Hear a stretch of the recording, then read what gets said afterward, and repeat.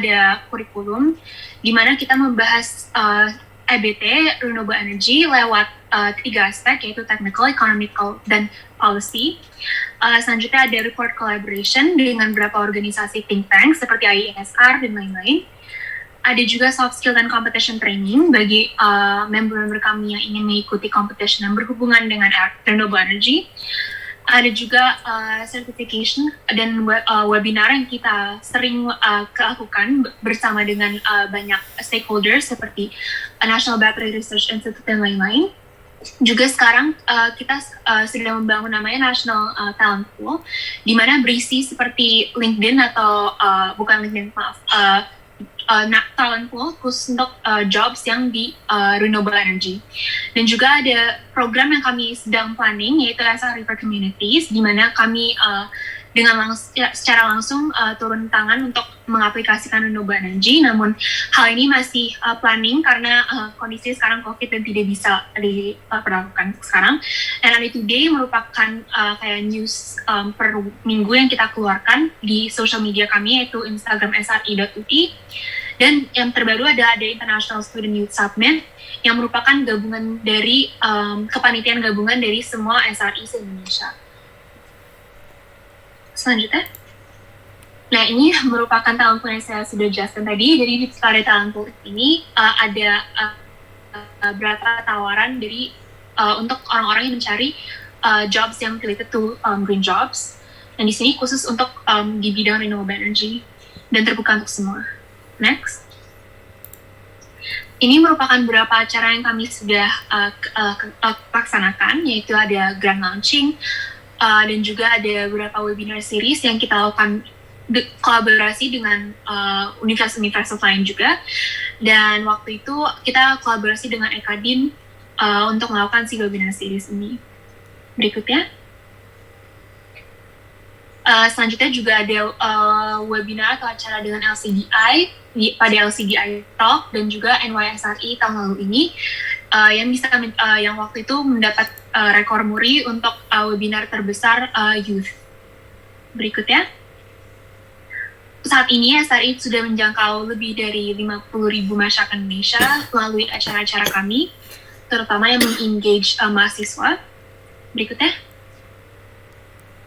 Dan ini merupakan stakeholders yang pernah dan sedang kami lakukan kerjasama. Di antaranya ada IESR, Schneider, Astra, Pertamina, PLN, SDM, Ekadin, dan lain-lain.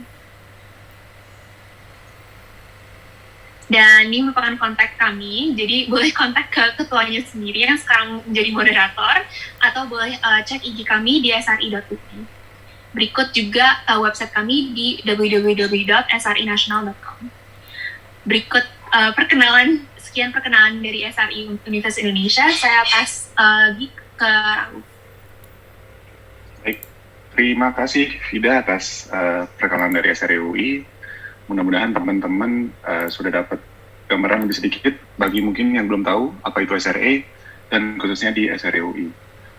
Nah, mungkin bisa langsung kita lanjut ke perkenalan dari speakers yang sangat terhormat hari ini. Yang pertama, ada Dr. Insinyur Hendra Iswayudi, Magister Science.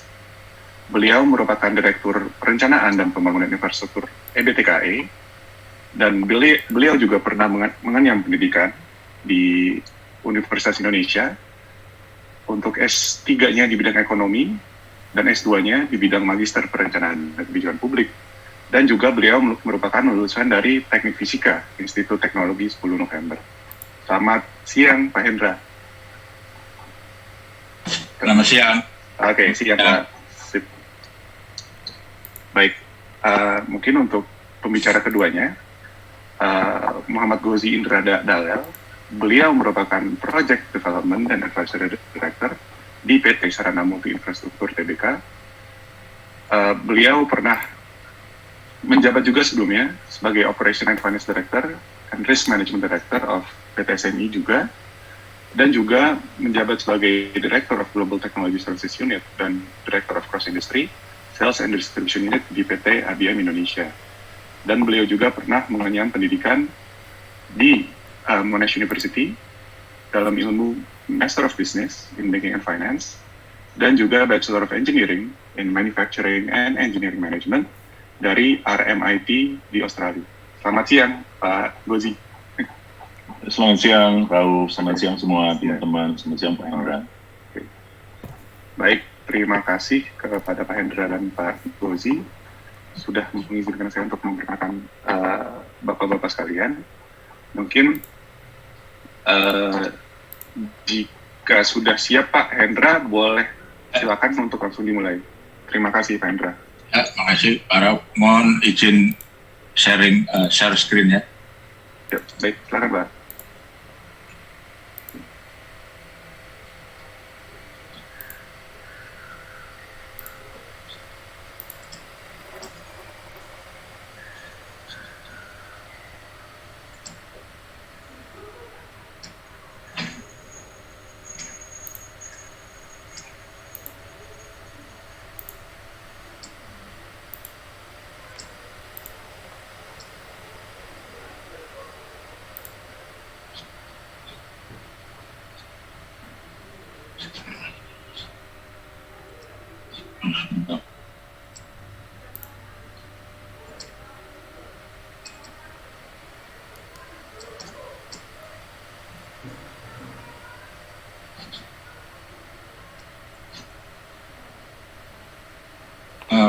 Sebentar, ini kok ada. Baik, tidak masalah Pak.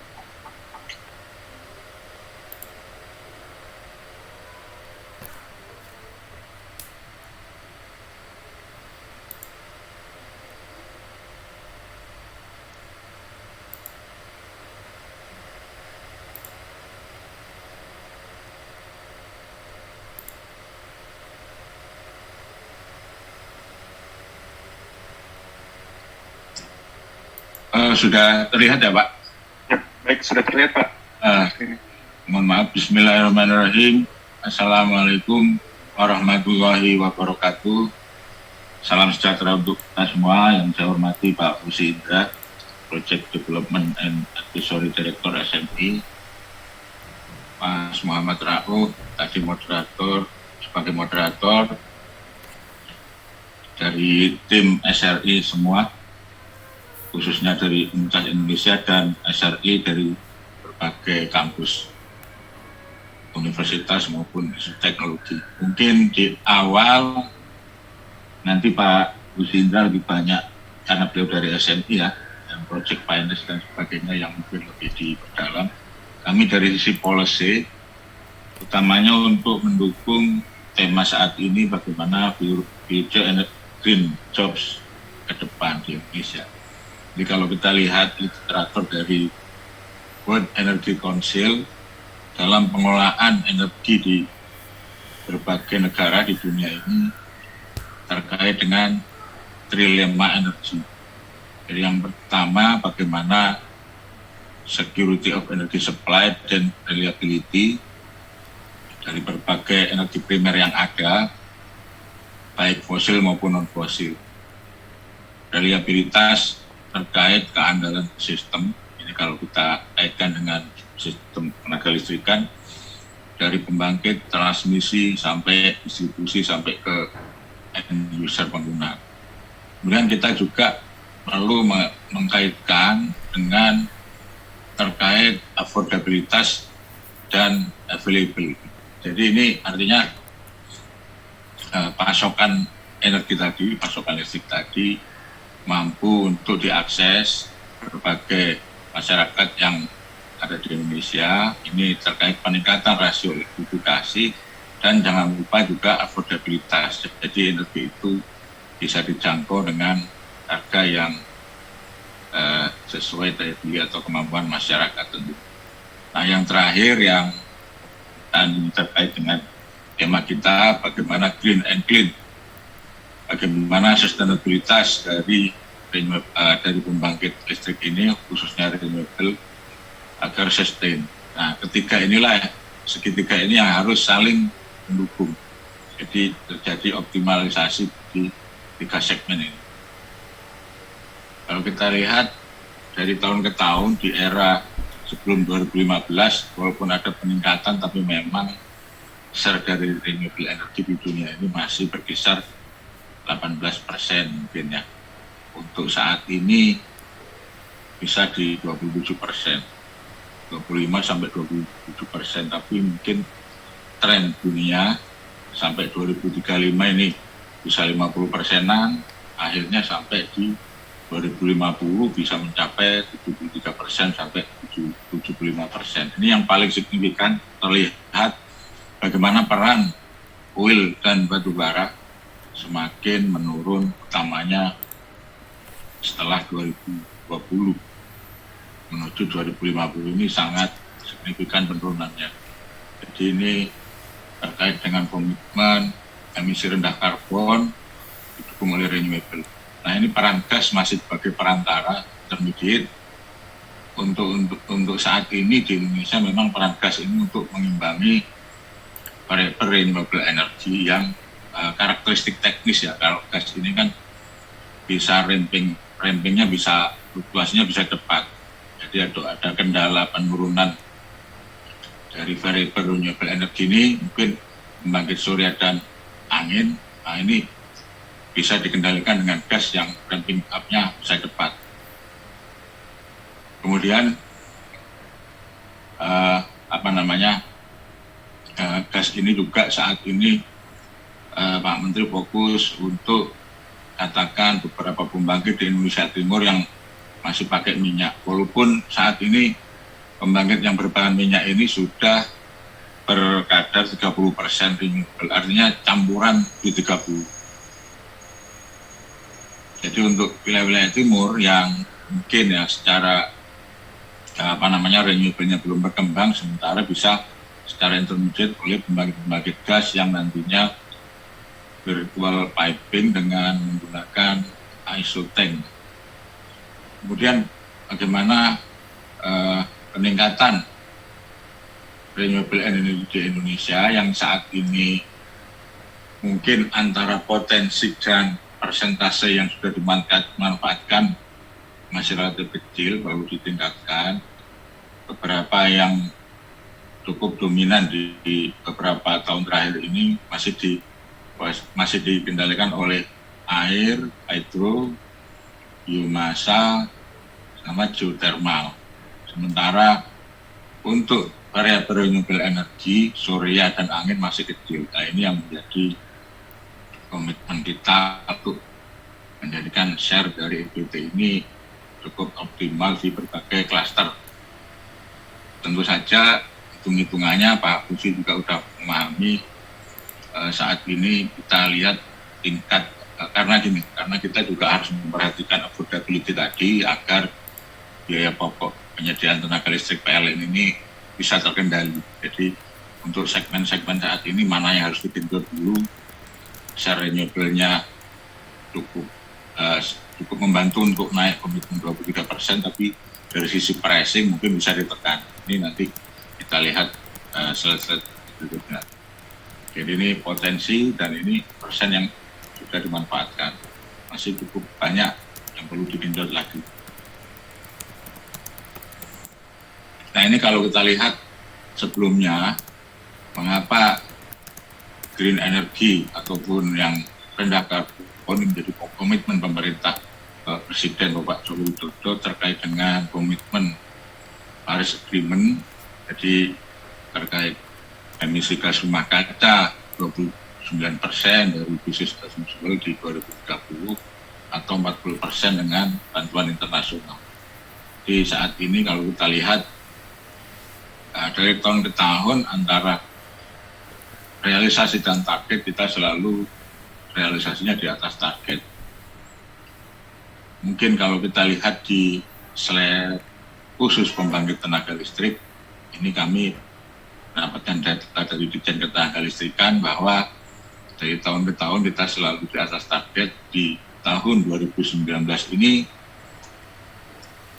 ada pembangkit PLTU yang sudah menggunakan clean coal teknologi, kemudian pembangkit gas yang combined cycle tentunya lebih efisien, serta dominasi share dari pembangkit EBT. Ini yang menjadi 3 kunci dari penurunan emisi gas rumah kaca di tahun 2019.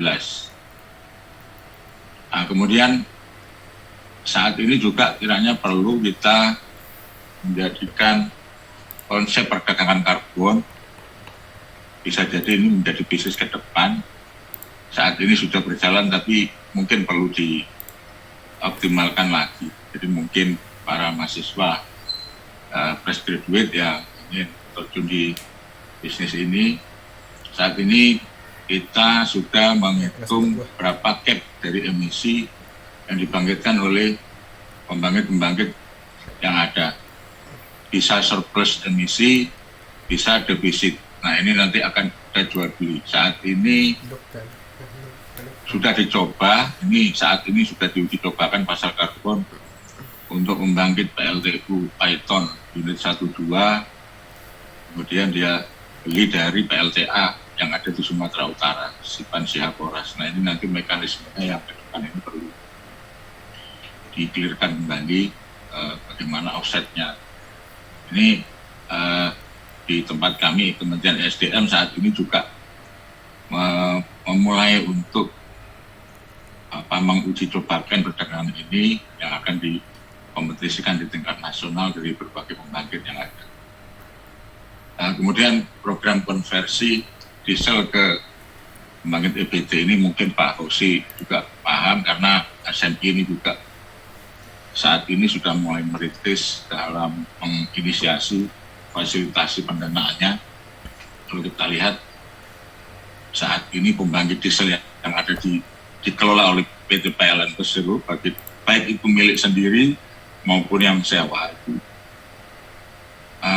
banyak sekali, ribuan dari beratus-ratus lokasi. Nah, tentu saja kita mungkin program dedieselisasi ini mungkin kita fokuskan dulu untuk daerah-daerah isolated yang umur mesinnya sudah relatif tua dan spesifik fuel consumption-nya itu relatif boros. Jadi untuk menghasilkan listrik 1 kWh masih perlu hampir 0,4 liter. Biasanya yang kondisi baru yang desain itu tidak lebih dari 0,25. Tentu saja pembangkit-pembangkit diesel ini banyak yang beroperasi belum 24 jam. Ini yang menjadi fokus pemerintah, menugaskan PLN agar mengkonversi ataupun bisa dihybrid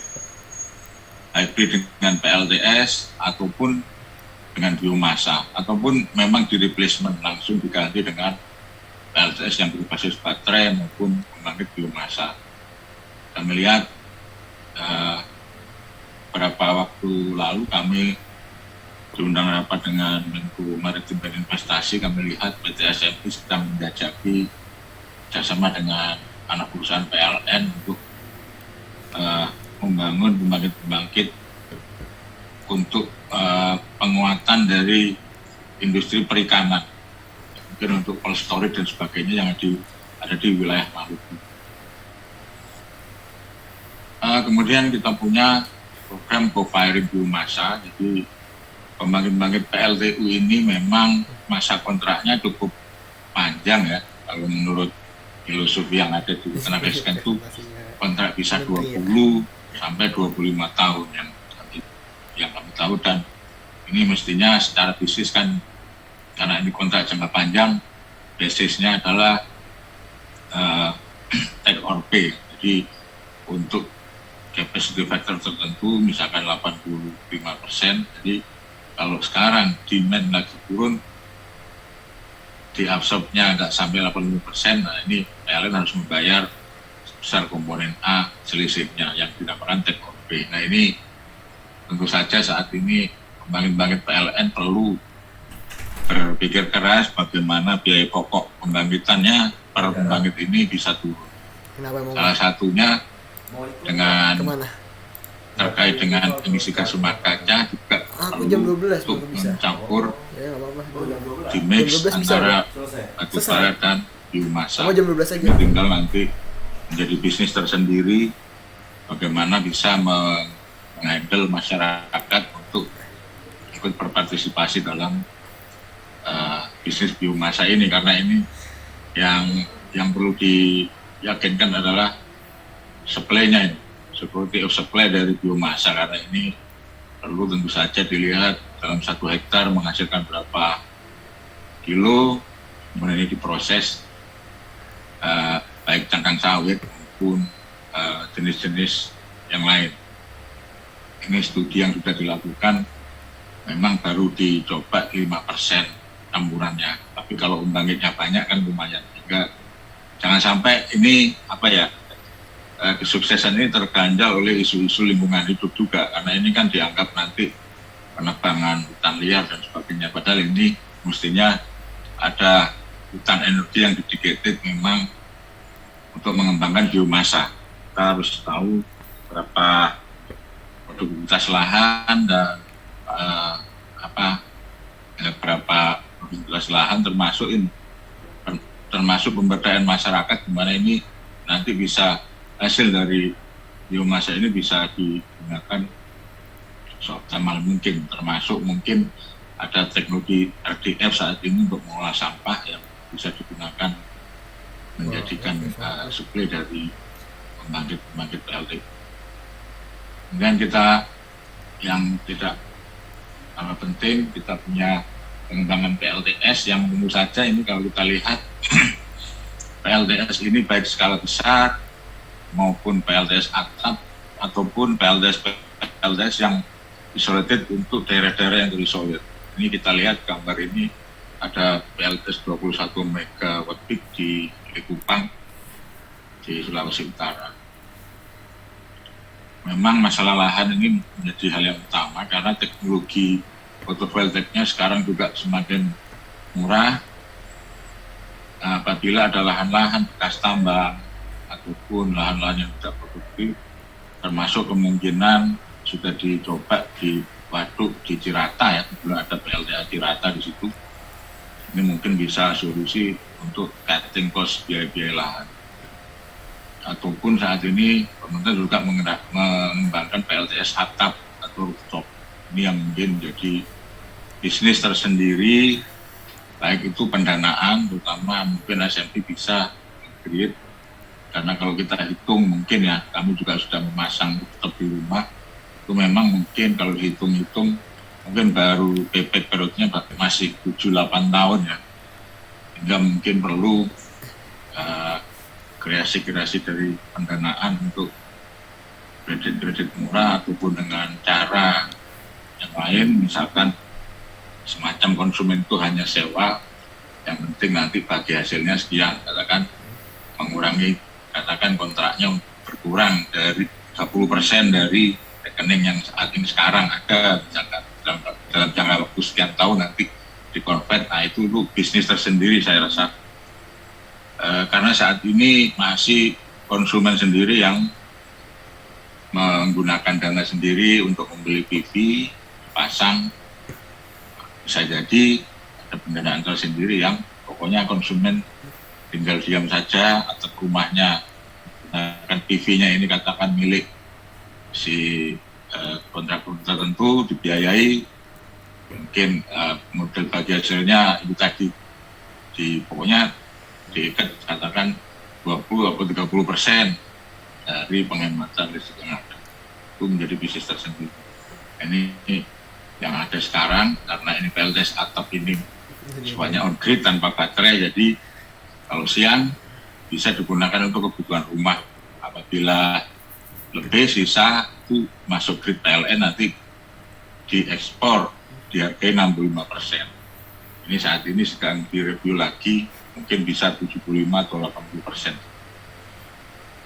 Kemudian saat ini kalau kita lihat Tesla udah mengembangkan Powerwall, ini jadi bisnis tersendiri ke depan karena di era grid age saat ini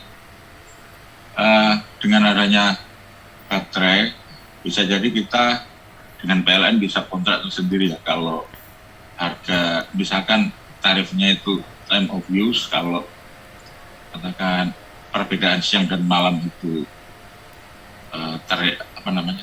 diidentifikkan tersendiri. Kalau saat ini rumah tangga kan flat ya, sekian rupiah per kWh.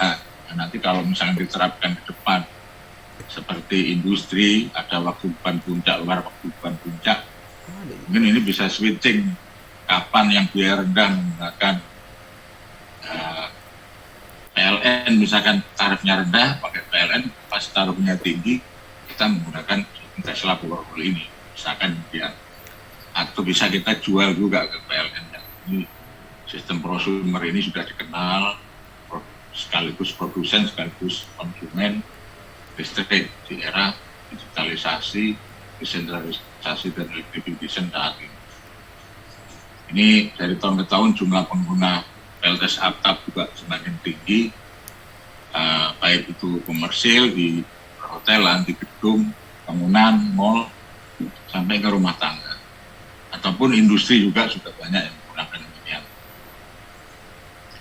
Kemudian terkait geothermal, kita memang akan terkendala ya, ada hal yang menjadi tantangan terkait drillingnya ini. Pemerintah harus turun dengan program government drilling agar risk-nya ini bisa terjaga. Kemudian terkait sinergi BUMN ya, saat ini pengembangan bersama PLN dengan DIPA, kemudian pengembangan bersama PLN dengan Pertamina untuk beberapa WKP yang rencana akan dikembangkan, termasuk optimalisasi sumber daya pada WKP yang telah berproduksi dengan pengembangan ekspansi yang skala kecil atau sistem binary small scale ini sudah nggak nge-drilling lagi, tapi memanfaatkan uap yang ada. Ini cukup bagus, sehingga walaupun skala kecil 10 mega, tapi kalau LTU yang menerapkan ada 10 sudah 100 mega, termasuk pemanfaatan pembiayaan infrastruktur sektor panas bumi dan geothermal resource risk mitigation. Nah ini kalau kita lihat uang saat ini harga equity dunia terus menurun. Nah ini intinya bisa kompetitif dengan energi fosil ya. Memang energi fosil saat ini kan belum diterapkan carbon tax ya. Seandainya diterapkan, saya rasa kompetitiveness terlihat sekali. Apalagi beberapa proyek fotovoltaik termasuk wind di beberapa negara ini sudah semakin turun. Tentu saja ini berkat pengembangan teknologi yang ada. Memang saat ini PLN sering mengkompetisikan dengan PLTU batubara sebagai baseload, karena saat ini memang PLTU yang dirasa kompetitif, tapi ke depan di era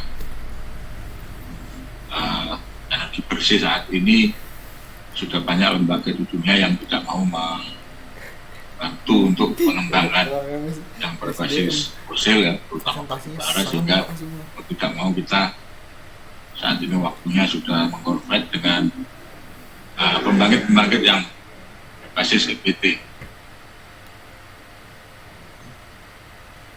Ini apalagi peluang yang ada di negara kita ini masih cukup tinggi, baik itu renewable energy, surya dan angin, apalagi hydro, geothermal ya, ini sangat besar sekali. Ini menjadi concern tersendiri. Kemudian selain kita punya energi baru, ini kita juga punya energi terbarukan.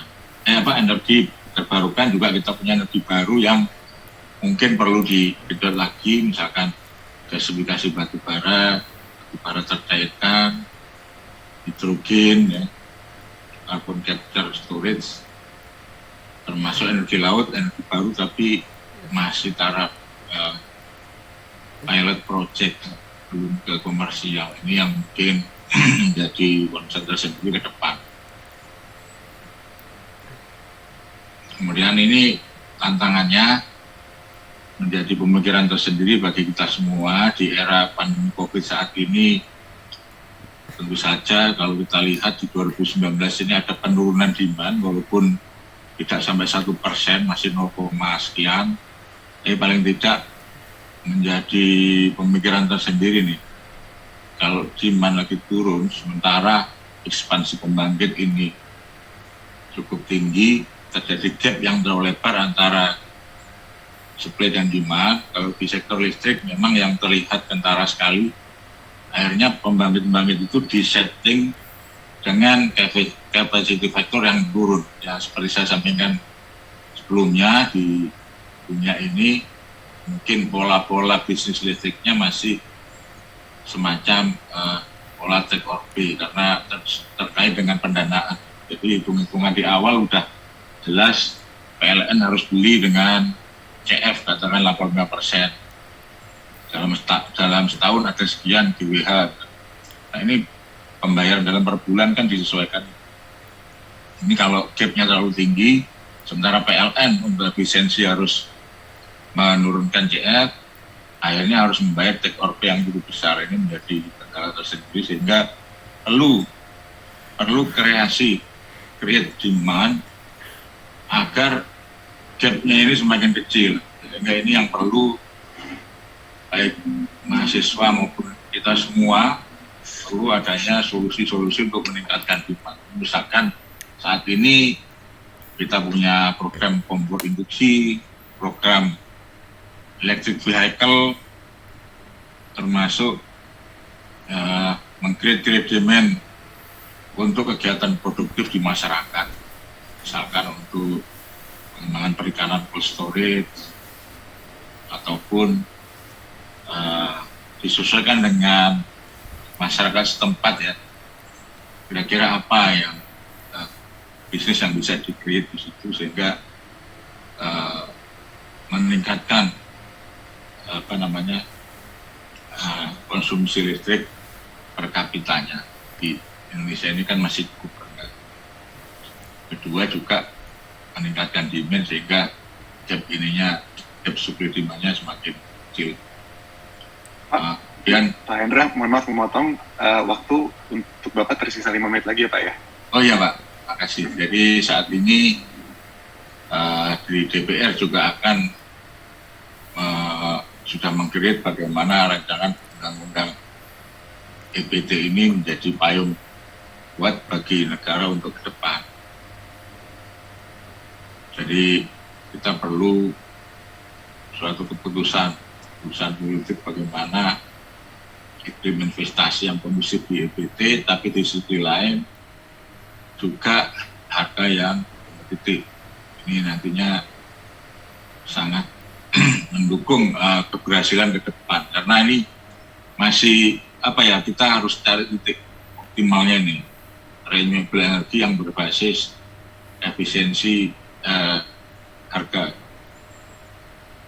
Kemudian kalau kita lihat ini perlu ekosistem pentahelix yang kuat, baik antar government sebagai penyusun kebijakan, fasilitator pembinaan dan pengawasan dengan pelaku usaha, akademisi, masyarakat sendiri, serta manajemen.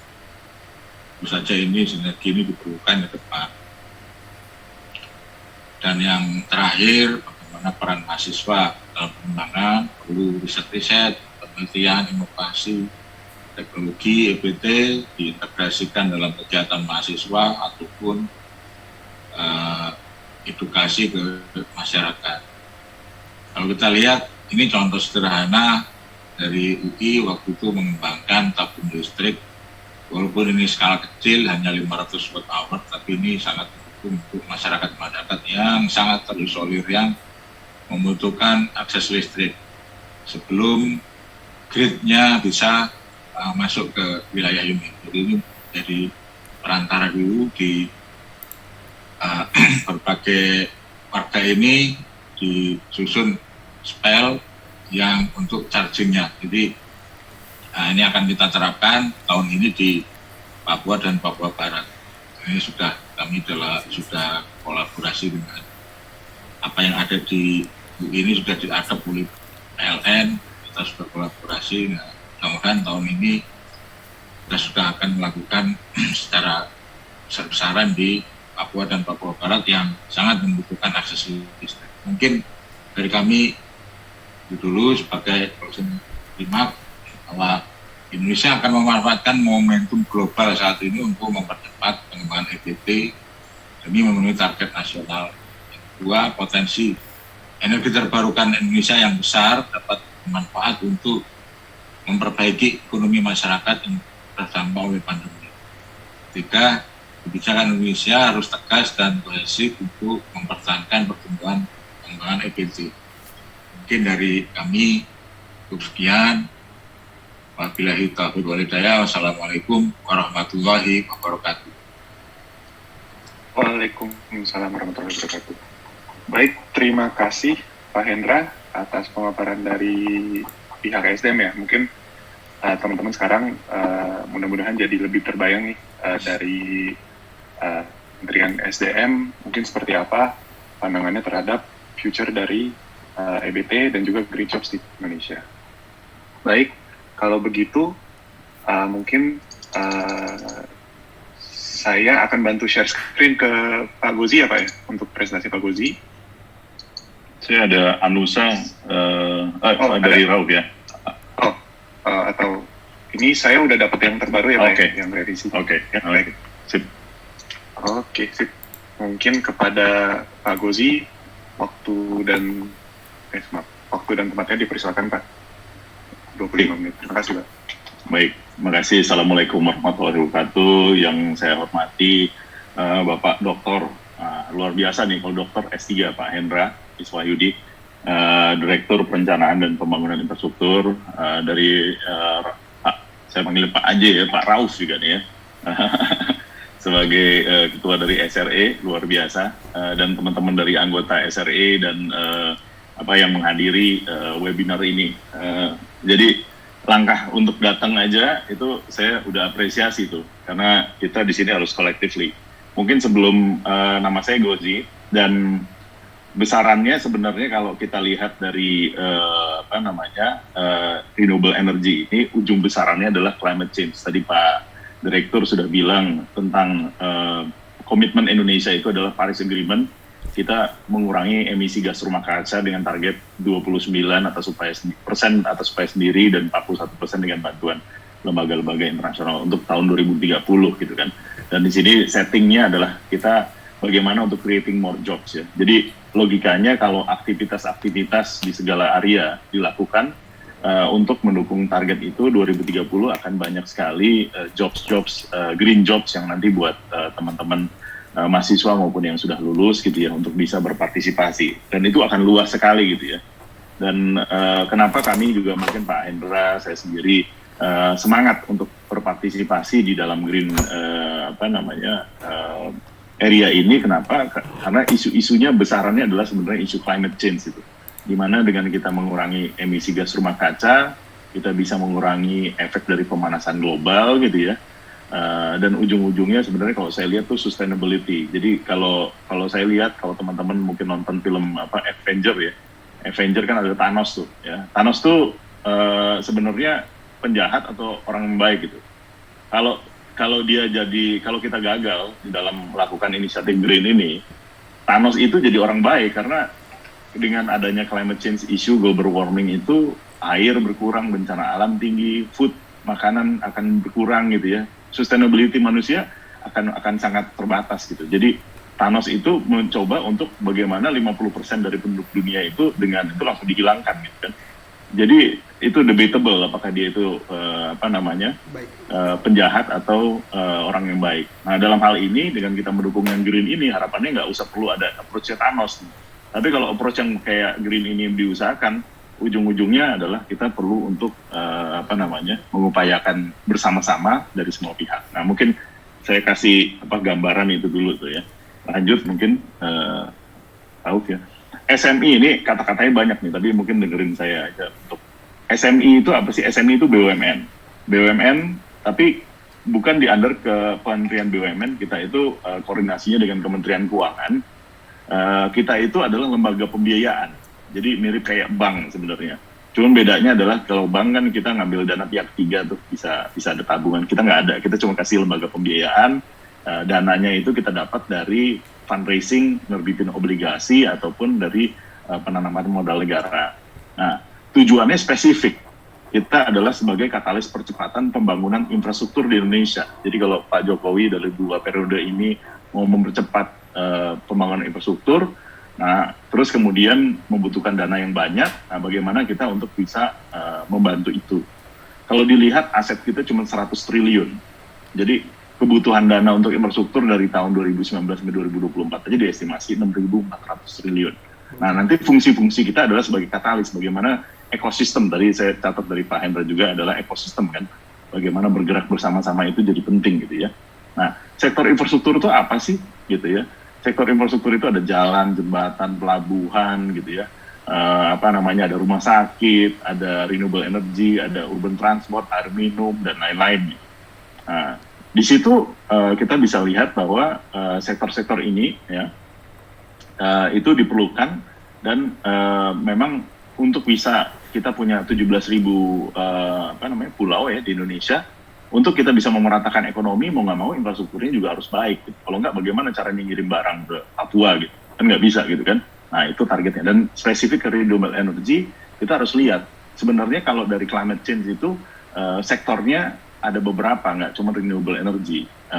Sebenarnya kayak urban transport juga itu adalah salah satu sektor untuk yang climate change gitu ya, karena dia bisa membuat orang-orang jadi naik kereta gitu ya, sehingga mengurangi emisi gas rumah kaca. Renewable energy pasti. Nah dalam forum ini kita ngomong spesifik renewable energy. Gitu ya. Kita ada 3 pilar bisnis, pembiayaan, mayoritas pembiayaan sekitar 70-an triliun kita dengan memberikan pembiayaan di sektor infrastruktur. Terus kemudian kita ada jasa konsultasi dan juga ada pengembangan proyek. Nah, kenapa ada pembiayaan sama ada jasa konsultasi? Kalau pembiayaan itu bagaimana proyek-proyek yang sudah visible dibiayai supaya proyek itu bisa jalan, gitu kan? Nah, jasa konsultasi sama pengembangan proyek itu bagaimana caranya membuat proyek-proyek itu menjadi visible. Karena kan proyeknya itu kadang-kadang belum visible ya, sehingga pembiayaan belum bisa masuk. Nah, jadi kita membantunya dari sisi itu. Dan kita mengajak banyak perbankan, kita mengajak banyak pihak untuk bisa membuat ini lebih baik. Mungkin saya lanjut ke next slide. Nah, ini sebenarnya untuk menggambarin role kita nih, gitu ya, PT SME. Jadi yang pertama kita harus jadi, karena kita BUMN 100% dimiliki oleh pemerintah, kita harus menjadi development partner. Nah, dalam renewable energy, development partnernya terhadap siapa? Ya Kementerian SDM. Saya banyak berhubungan dengan tempatnya Pak Hendra, dengan Pak Dadan, ya, sebagai Pak Dirjen BTKE, terus kemudian Pak Haris, ya, untuk bagaimana kita melihat Bapak ini mau mengembangkan renewable energy ini di area mana aja, gitu kan? Masalahnya apa? Kita bantu. Tadi disebut ada panas bumi, ada surya dan lain-lain. Nah, itu yang kita nanti coba bantu, gitu ya. Terus yang kedua, kita akan menjadi market maker. Perbankan itu nggak mau masuk tuh di area yang beresiko. Jadi bagaimana kita berinovasi secara produk supaya perbankan itu jadi bisa mau membiayai ini. Karena kalau proyek nggak ada yang mau biayai kan nggak bisa jalan ya proyeknya kan. Nah, jadi seperti itu. Ecosystem enabler, ini penting sekali dari segala macam pihak itu kita harus bersatu. Dan pihak-pihak ini juga bisa dibilang, dikategorikan sebagai green jobs nanti ya. Pihak-pihak yang bisa teman-teman join gitu. Jadi kalau mau kerja nanti ya kerja di tempat green, ya baik sekali gitu, bisa mendukung. Dan sustainable promoter. Nah ini penting karena kalau kita ngomong climate change itu yang nafasnya itu adalah environmental, social, and governance, ESG kalau teman-teman pernah lihat, pernah dengar gitu ya. ESG, dan standar ESG ini penting untuk diterapkan. Supaya apa? Supaya balance antara komersial, kalau project kan komersialnya harus visible, tapi juga harus nggak ramah lingkungan ya. Dan yang kedua, yang ketiga adalah terhadap sosial juga bisa ada manfaat sosial dan tidak mengganggu gitu. Kalau lingkungan nggak diperhatikan, banjir di proyeknya gitu ya.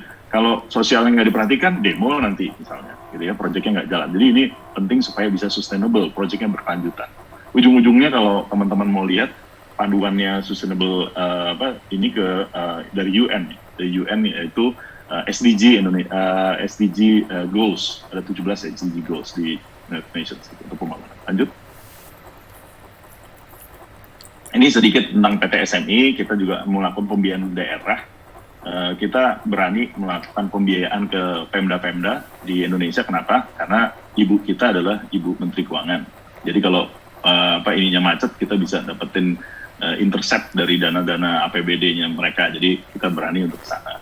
Selain itu kita juga ada innovative financing. Nah nanti yang saya perlu highlight juga ada SDG Indonesia One. Menarik tuh nanti. SDG ini untuk memobilize bagaimana fungsi-fungsi keuangan yang ada untuk proyek-proyek infrastruktur. Equity investment, kita juga bisa memberikan equity investment. Riset, knowledge, product itu penting juga. Nah ini partisipasi dari dari universitas itu sangat baik di situ. Dan juga bagaimana kita mempromot saat ini kalau lagi pandemi gini adalah pemulihan ekonomi nasional gitu ya. karena ekonomi nasional itu perlu ditingkatkan. Teman-teman tahu mungkin ya, growth kita tahun lalu itu tidak jauh di bawah biasanya.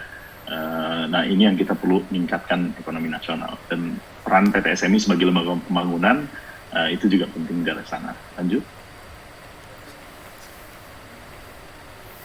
Nah ini contoh-contohnya yang kita lakukan. Jadi PT SMI itu kita memberikan pembiayaan. Jadi ada green financing. Kalau ngomong green itu yang dianggap green itu bisa macam-macam. Salah satunya adalah pembangkit. Kalau pembangkit itu ada air, ada geothermal, ada biomasa, ada surya, tadi Pak Hendra juga bilang ada surya, terus kemudian termasuk juga energy efficiency gitu, karena EBTKE itu KE-nya kan konservasi energi, jadi ada energy efficiency juga salah satu yang penting gitu ya, untuk mengurangi. Terus kemudian kita dapat dananya dari mana, fundingnya itu kita dari mana, kita mengeluarkan surat utang. Nah kita juga bisa mengeluarkan surat utang, kita sudah mengeluarkan green bond di Indonesia, kita korporasi Indonesia yang pertama yang mengeluarkan green bond ya, terus kemudian waktu itu ada POJK 60 nggak ada yang pakai, jadi kita audiensi sama OJK, kita bilang ini gimana nih pelaporannya, ini gimana, karena masih baru ya, jadi kita perlu untuk mendefine itu ya. Nah nanti kalau teman-teman mau Google di websitenya SMI itu ada laporan tuh. Nah buat laporan ini juga standarnya belum jelas pada saat itu kan, tapi di POJK 60 dibilang Anda laporan ini harus di-review oleh suatu institusi yang mempunyai ahli lingkungan gitu. Nah itu jadi akhirnya kita buat jobs baru tuh. Karena waktu itu siapa yang tahu ahli lingkungan? Kita bekerja sama waktu itu sama ITB waktu itu. Nah tidak menutup kemungkinan UI juga bisa untuk membuat ini. Karena nanti kalau banyak green bond-nya itu kan berarti ada profesi penunjangnya yang mengisi green bond, ada assessment-nya kita dari Cicero gitu ya, dari Norway, mungkin di Indonesia nanti ada yang bisa mengakses, karena kalau perusahaan mau membuat green bond itu harus ada perusahaan assessment-nya yang memastikan kita punya green bond framework gitu ya.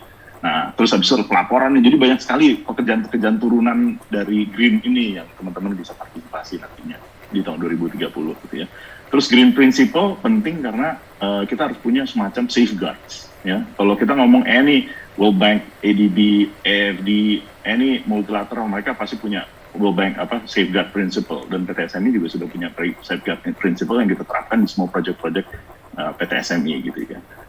Terus kemudian ada Green Office, kita juga membuat ada inisiatif kantor Gua Bebas Sampah untuk mengurangi sampah ya. Terus kemudian SDG Indonesia One. Lanjut. Nah, SDG Indonesia One itu apa? SDG Indonesia One itu adalah kita sebenarnya banyak berkolaborasi dengan banyak pihak, dari pihak filantropi, dari lembaga pembangunan, dari perbankan, lembaga keuangan komersial dan lainnya, ya, yang ingin untuk mendukung program-program terkait SDG. Kalau kita ngomong SDG itu sebenarnya nggak cuma green. Kalau Sustainable Development Goals itu ada green, ada sosialnya juga gitu ya. Jadi ada tentang sosialnya gitu ya. Nah di situ adalah mereka pengen untuk masuk ke bawah tuh apa? Bisa ada yang berpartisipasi dalam bentuk hibah gitu ya. Saya kasih hibah deh supaya bisa membangun. Nanti contohnya ada tuh di belakang bagaimana hibah itu bisa dilakukan. Terus ada yang saya mau kasih technical assistance deh bagi pihak-pihak ekosistem yang belum memahami tentang itu. Saya mau ngasih capacity building, saya mau ngasih pembiayaan komersial, saya mau kasih equity investment gitu ya. Saya mau kasih segala macam. Jadi banyak pihak itu nanti kerjasama SMI kita buatin program-programnya. Saya mau municipal, Pemda, saya mau fokusnya ke urban transport, saya mau fokusnya ke geothermal. Nah macam-macam tuh nanti ya, kita bisa ajak kerjasama. Itu kita buatin nanti program-programnya gitu ya. Nah di situ per Februari ini udah 2 tahun dari 2018 lebih dari 2 tahun itu kita di per Februari ini sudah menghimpun kira-kira dana yang kita tarik sekitar dari 33 partners itu sekitar 3 billion US yang kita siap mobilisasi. Tapi dananya ready belum tentu langsung bisa disalurin karena kan proyeknya banyak yang belum ready juga gitu kira-kira ya. Lanjut. Nah ini contoh-contohnya tadi ya, ada mini hidro, ada tenaga surya, ada biomas ya. Terus kemudian yang penting juga itu untuk kita melakukan investasi atau pembiayaan di proyek-proyek itu kita harus bisa ukur ujung-ujungnya. Tadi Pak Hendra ngomong carbon trading, ya kan? Jadi kalau misalnya kita bisa membuat suatu proyek-proyek yang ada manfaat lingkungannya, dampak lingkungannya, berapa penurunan emisi gas rumah kaca nih yang bisa dihasilkan dari proyek-proyek ini. Nah itu bisa dijual, ada harganya nanti. Nah nanti yang men-setup membuat carbon trading di Indonesia nanti namanya BPDLH gitu ya.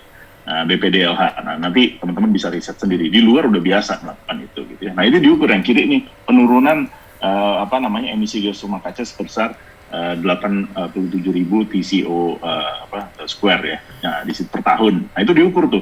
Kalau teman-teman mau lihat bagaimana cara itu reportingnya, search Green Bond reportnya PT SMI nanti bisa lihat tuh. Gitu.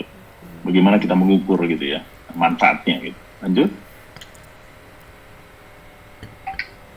Ini macam-macam pembiayaan yang kita bisa pakai untuk mendukung pembiayaan berkelanjutan. Jadi ada bentuk pembiayaan, ada technical assistance kalau mereka belum paham, ada hibah gitu ya, hibah untuk mendukung kegiatan-kegiatan sana, capacity building, terus kemudian dengan segala macam produk-produk dan inovasinya di sini untuk mendukung perbankan. Jadi supaya perbankannya mau gitu. Perbankan itu juga udah membuat suatu namanya inisiatif keuangan berkelanjutan Indonesia. POJK OJK juga mendukung, dia membuat peraturan POJK 51 untuk mendukung pembiayaan berkelanjutan supaya makin banyak nih yang bisa financing proyek-proyek berkelanjutan termasuk renewable energy. Lanjut. Ini portfolio PT SMI, ada biomas, ada mini hidro, ada air, ada angin, ada surya, ya, ada berbagai macam. Lanjut. Nah, tadi Pak Hendra bilang, kalau mau renewable energy itu masalahnya nggak semua, kita punya 17.000 island ya. Kalau ditanya, yang potensinya besar di Indonesia itu apa? Yang potensinya besar di Indonesia kalau renewable energy adalah panas bumi. Gitu. Kenapa? Karena kita punya banyak gunung, ya kan? Dari Sumatera ujung tuh sampai ke itu kan gunung semua isinya. Kita punya banyak gempa bumi juga, tapi kita punya banyak gunung. Nah, gunung itu adalah sumber panas bumi. Nah, terus yang kedua tadi Pak Hendra juga bilang, Pak Direktur, ada angin, ada solar ya, terus habis itu ada air. Nah, sekarang yang banyak tuh air, udah banyak ya, terus mau dikembangin panas bumi. Nah, kalau angin atau air itu banyak tergantung pada bagaimana ketersediaan matahari gitu ya, dan surya ya, ketersediaan mataharinya bagus nggak itu, untuk bisa itu. Jadi, dia mungkin cuma bisa efisiensinya cuma kecil gitu dibanding geothermal, karena geothermal itu 24 jam dia keluar uapnya gitu kan, lebih stabil, dan ini lebih stabil gitu. Nah, tapi masalahnya apa di geothermal ini? Masalahnya di geothermal itu adalah eksplorasi itu banyak yang gagal. Jadi biayanya mahal, sekali eksplorasi untuk itu kira-kira biayanya sekitar $30 juta. Dia mau coba untuk dapetin ini bener ada potensinya nggak sih di bawah ini, itu $30 juta gitu ya. Kalau gagal, hilang $30 juta gitu loh. Kan sesuatu hal yang besar sekali. Nah, jadi pemerintah untuk bisa menggerakkan ini, itu ada dukungan tadi. Bagaimana, bagian eksplorasinya dilakukan oleh pemerintah. Nah, itu namanya government drilling. Kita ditugasin juga, Geodipa ditugasin untuk melakukan government drilling. Kita ngambil dananya untuk melakukan itu dari mana? Dari hibah. Hibah dari World Bank gitu. Misalnya kita ambil hibah-hibah, artinya bisa untuk membiayai ini. Ya kan? Ada juga dari New Zealand gitu. Nah, terus kemudian bagi yang udah menang izin panas bumi gitu ya, izin panas bumi sudah menang, dia nggak gerak. Kenapa? Karena mungkin equity-nya atau sahamnya dia kurang untuk membiayai. Nah, itu kita bisa membuat fasilitas blended financing, ada 50% pinjaman, 50% hibah untuk memberikan pembiayaan kepada pengembang, supaya apa? Kalau potensinya berhasil, Anda balikin utang, kayak utang. Tapi kalau misalnya gagal, Anda balikin 50% aja. 50% hibahnya itu dianggap tidak bisa dikembalikan. Gitu. Nah, itu kan jadi mengurangi resiko kan. Nah, itu harapannya dengan inisiatif-inisiatif seperti ini, itu kita bisa menggerakkan sektor eksplorasi ini. Supaya eksplorasi gerak, dia udah jelas potensinya, dia bangun konstruksinya, baru perbankan mau masuk tuh. Karena kalau enggak jalan-jalan nih, gitu, kira-kira gitu tuh, supaya gampang. Nah, kita dapetin partnernya dari mana? SDG Indonesia One gitu kan. Nah, ini yang kita harus develop gitu, untuk lihat Pak Hendra mau masuknya kemana nih, mau masuk ke sini, areanya apa, baru kita buat financingnya, kira-kira begitu. Nah, itu ada GRAM, fasilitas yang tadi untuk yang pengembang yang blended financing ya. Lanjut. Nah, ini solar kita ada inisiatif untuk solar rooftop ya. Solar rooftop ini Jadi kita dapat hibah juga ya, kita dapat hibah dari Climate Works ya, Bloomberg Philanthropy untuk pasang di rooftop. Kalau rooftop itu masa solar rooftop itu sekitar 25-30 tahun. Jadi kita harus cari perusahaan mana atau apa, bangunan apa yang kira-kira akan eksis selama 30 tahun. Karena kalau dia udah dan bisnisnya operasional, kalau dia bangkrut ya susah, repot kan. Jadi kayak tadi disebut gedung ya kan. Nah, sebenarnya potensi juga bandara atau SPBU yang ada terus lah selama 25 tahun gitu ya, bandara itu. Nah, gimana untuk bisa menerapkan itu? Ya kita mendapatkan hibah ini untuk melakukan feasibility study. Jadi kita kerjasama dengan LAN, dan ditunjuk oleh pemerintah tuh LAN, PLN dan Pertamina ditunjuk untuk bagaimana mengembangkan solar rooftop. Nah, kliennya itu adalah AP2. Nah, kita memberikan hibah untuk membuat kajian feasibility study untuk bilang bagaimana nih caranya bisa visible untuk memasang solar rooftop di bandara-bandara AP2. AP1 juga bisa, nanti berikutnya kita lagi garap AP1 juga, AP2. Nah, kalau misalnya visible, dia baru, ternyata ditaruh di mana gitu kan, areanya gitu kan, yang tidak berbahaya juga, karena kan kalau solar itu kan ada glare-nya ya, jadi nanti takutnya pesawatnya bisa silau atau apa. Nah, itu juga ada aspek-aspek yang dipertimbangkan gitu kan. Nah, kalau visible di setiap bandara itu, nah, dipasang gitu, jadi renewable energy-nya bisa, nanti modelnya juga ada, menarik tuh, nanti teman-teman belajar sendiri gitu ya. Dan solar rooftop ini kalau misalnya tadi 65 jadi 75 bagus tuh, karena biasanya buat keperluan sendiri, tapi kalau ada lebih dia bisa jual juga ke grid dengan harga 65% gitu dapatnya dari harga BPP PLN. Nah, kayak gini-gini jadi supaya apa? Supaya orang jadi pakai, supaya orang jadi pasang gitu kan. Nah, itu yang dilakukan oleh PT SMI. Lanjut. Nah, ini adalah mini hidro, kita juga hibah juga dari UNDP, bagaimana ada beberapa proyek mini hidro, kita lihat feasibility study-nya. Nah, di sini juga, bisa nanti kerjaannya, jobs-nya adalah jadi konsultannya bisa, jadi yang ngukur bisa, jadi pembangkitnya bisa, di perbankan yang spesifik bisa, jadi banyak sekali kerjaan-kerjaan yang akan specifically timbul gara-gara green financing, tujuan untuk di sini. Aduh, mungkin saya cepat aja karena waktunya juga mungkin sudah mau habis. Nah, ini kita akhir tahun lalu kita mendapatkan lagi hibah sebesar 21 juta euro dari KfW dan dari EFD yang kita juga bisa buat ya untuk membuat technical assistance, feasibility study, capacity building, karena banyak proyek-proyek ini yang harus kira-kira didorong dulu gitu ya supaya visible baru dia bisa gerak gitu. Nah, waktu proyek yang udah bisa visible udah visible, pembiayaan bisa masuk kan gerak jadi itu proyeknya. Nah, dia udah mulai membuat energinya, renewable energinya bisa dihasilkan kan. Nah, di situ baru tuh jobs-nya nanti akan masuk dari berbagai macam tuh nanti jobs-nya ya bisa masuk ke situ. Nah, kayak gini-gini yang nanti kita bisa jadi bagian dari SDG Indonesia One yang kita bisa leverage untuk mendukung pengembangan sektor renewable energy. Lanjut. Ini green bond yang kita lakukan ya. Nah, kayak di sini juga ada perusahaannya namanya Cicero. Ini perusahaan Norway ini. Ya. Jadi untuk mengakses bagaimana dia membuat green bond framework ini. Dia ESG-nya ada nggak gitu ya? Governance, environmental, social governance-nya ada nggak? Nah, bisa sampai keluar standarnya Asian Green Bond ini sesuai Asian Green Bond nggak? POJK-nya, review-nya, buat laporan review. Jadi kerjaannya banyak sekali sebenarnya yang bisa dihasilkan. Profesi penunjang untuk membuat green bond-nya, security company-nya gitu kan? Fundraising-nya banyak sekali, auditornya, jadi banyak sekali nanti kerjaan yang bisa specialist dari green inisiatif ini. Lanjut, kita isu ini sedikit tentang environmental and social governance ya, yang kita punya ada 10 yang sebelah kiri itu policy-nya, kita punya 10. Jadi kalau kita ada project-project dari infrastruktur, kita assess dari 10 kriteria ini. Kita cek compliance-nya ada atau enggak, kita cek di situ environmental working environment dari yang project-nya itu bagus atau enggak, gender-nya apakah ada kesetaraan gender di situ, pollution prevention-nya, reduction polusinya di situ kita lihat, health and safety-nya kita lihat. Nah, ini sensitif nih, land acquisition sama resettlement ini sensitif nih. Karena kalau project infrastruktur kita biasanya banyak sekali aktivitas pembebasan lahan yang sangat-sangat sensitif gitu. Karena ini harus ketemu sama orang, ketemu sama social issue, apalagi kalau di daerah-daerah ada budaya di situ ya, ada biodiversity. Lanjutannya biodiversity ini adalah lingkungan, hewan-hewan spesifik yang nggak boleh terganggu. Pokoknya kita supaya jaga supaya dengan ada proyek ini hewan-hewan itu juga tetap bisa hidup dengan baik gitu ya. Terus kemudian kayak kita buka hutan, dampaknya apa? Nyamuk, tikus pindah ke kampung warga gitu, karena dia udah habis tempat hidupnya, itu kan berbahaya, gitu kan.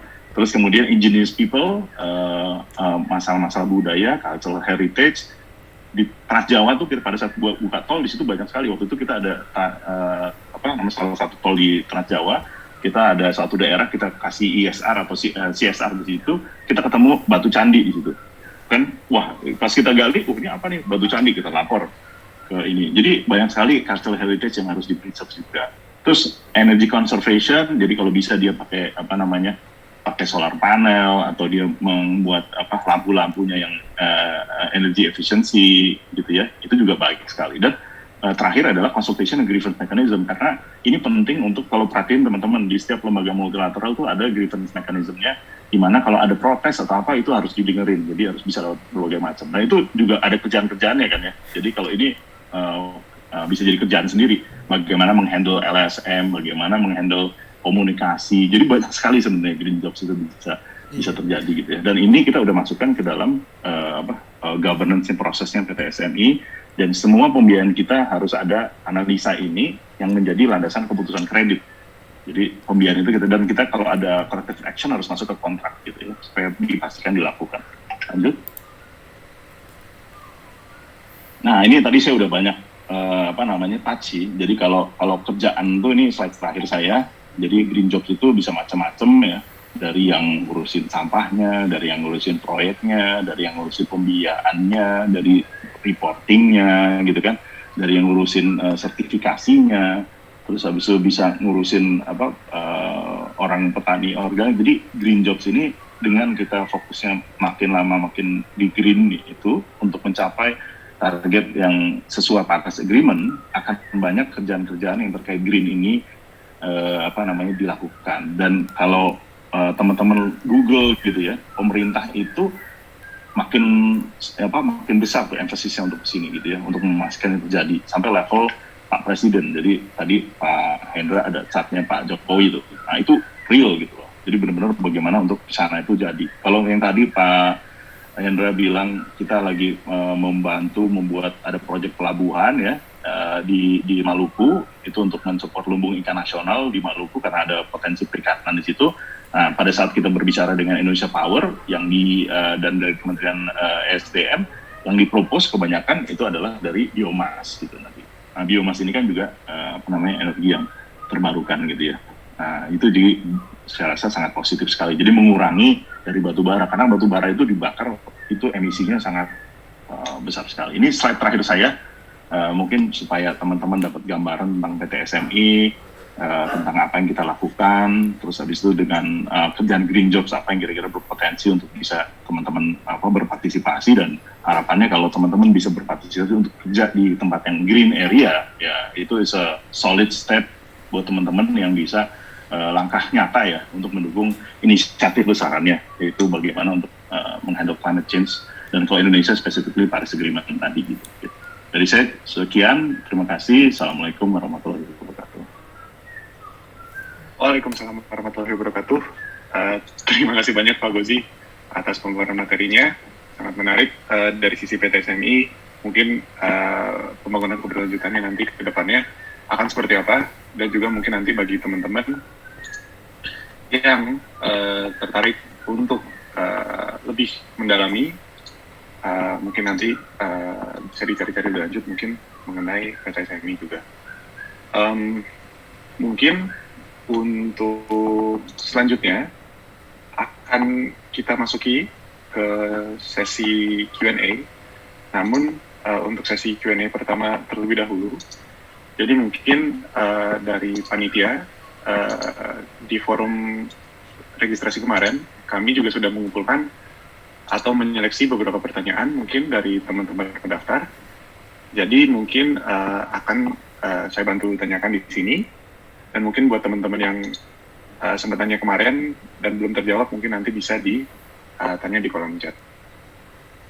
Jadi mungkin bisa langsung masuk untuk sesi Q&A pertama ke Pak Hendra ya Pak ya. Jadi ini untuk Pak Hendra. Jadi untuk Pak Hendra dan Pak Gozi nanti akan ada 2 pertanyaan yang telah kami seleksi.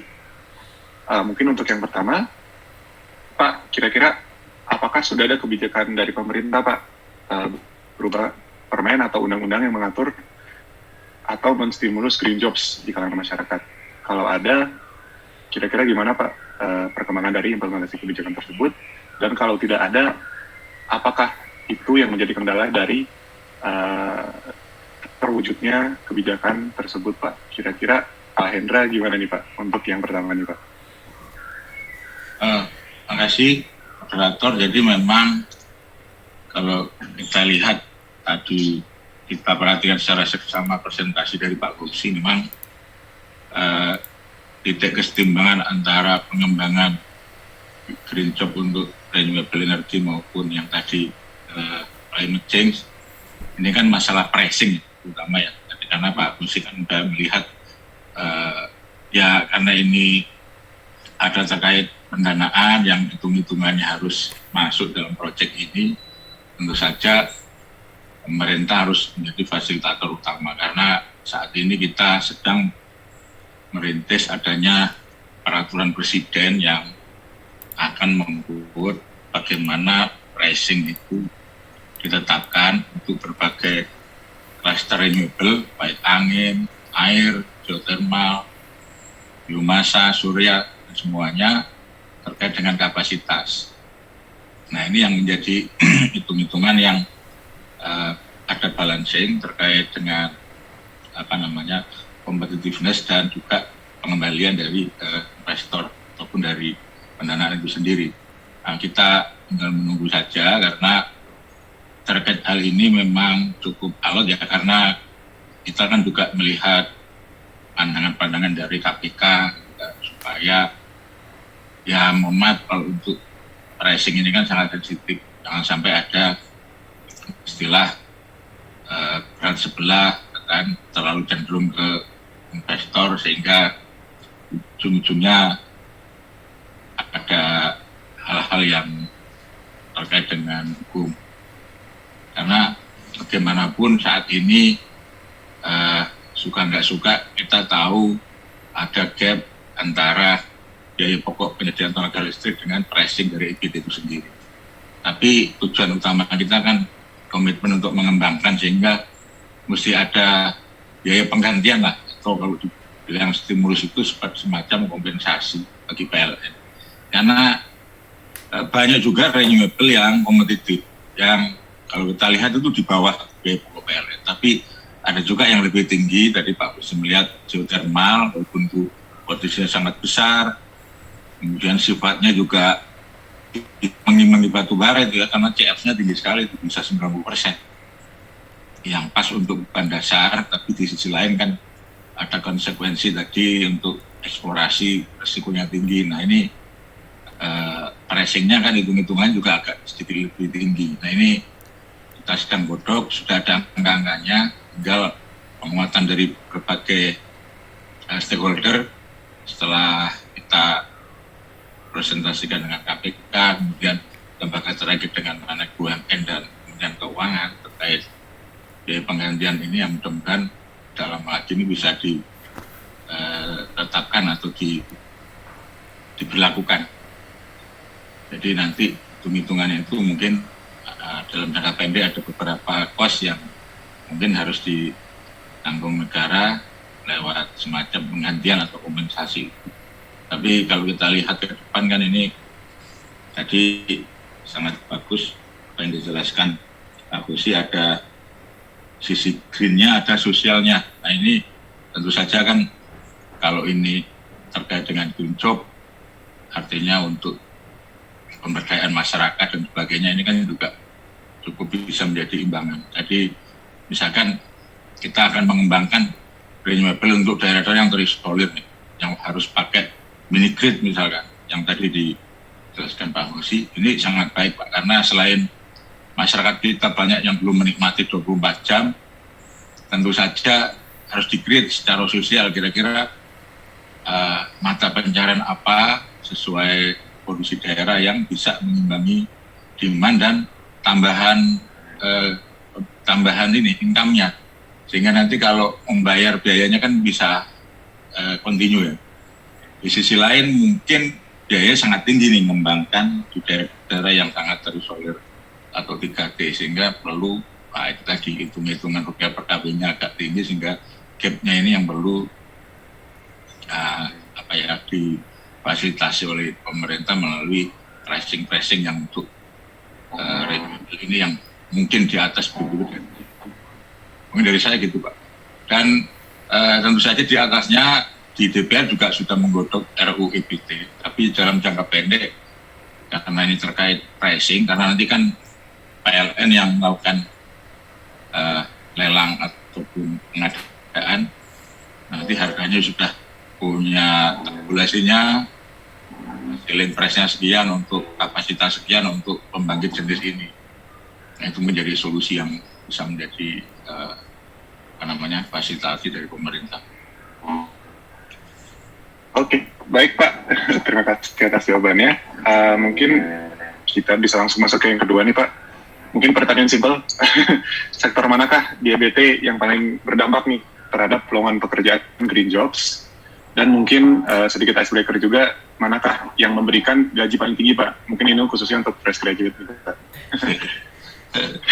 Ya. Kalau gaji nanti tanya Pak Bosi yang paling. Ya, bagi saya memang berbagai klaster ini tetap kita kembangkan sama-sama. Cuman mungkin ya dengan tidak terlalu menganaktirikan klaster yang ini dan menganakmaskan ini, tapi yang terlihat saat ini semakin turun kosnya kan fotovoltaik ya Pak. Fotovoltaik itu terlihat. Kemudian kedua, pengembangan baterai. Baterai ini saat ini kan apalagi ini sudah akan di-launching kolaborasi BUMN ya untuk fabrikasi baterai, dan kita kayak akan nikel. Nah ini yang mungkin ya job ke depan yang akan lumayan besar ini adalah pengembangan baterai yang nantinya bisa untuk electric vehicle ataupun tadi Pak Koyi sampaikan untuk sebagai backup pembangkit renewable yang intermittent, baik itu surya maupun angin. Karena dengan baterai kan bisa diseimbangkan menyimpan energinya sehingga 24 jam nanti bisa digunakan untuk masyarakat. Seperti tadi Tesla mengembangkan Powerwall yang nanti di rumah-rumah, itu ini pasti akan bisnis yang sangat sangat diimpikan lah. Nantinya ini menjadi tantangan tersendiri PLN ya, kita paham lah, artinya bukan nanti menggerus jualannya PLN, tapi paling tidak kalian bisa juga memikir ke depan, karena dengan perkembangan grid edge ini kita nggak bisa melawan ya, harus merangkul. Bagaimana taksi Uber misalnya dengan adanya online saat ini. Jadi itu yang mungkin bagi kami yang terlihat akan cepat untuk menjadi bisnis tersendiri. Oke Pak, baik. Jadi mungkin kesimpulannya adalah sama-sama ya Pak ya, memajukan keseluruhan sektor dari EBT ini. Terus mungkin untuk yang perihal gaji, mungkin nanti dari Malik mungkin bisa ulik-ulik sendiri ya mau perihal gaji. Yeah. Baik, mungkin kita lanjut ke pertanyaan untuk Pak Gozi. Kira-kira gimana nih Pak? Mungkin yang pertama dari Sasanti dari UI. Dari PTSM itu sendiri, bagaimanakah PTSM dapat berkolaborasi Pak dengan government institutions lainnya untuk memajukan green jobs, khususnya mungkin di sektor EBT di Indonesia Pak? Kira-kira seperti apa nih Pak? Oke, makasih.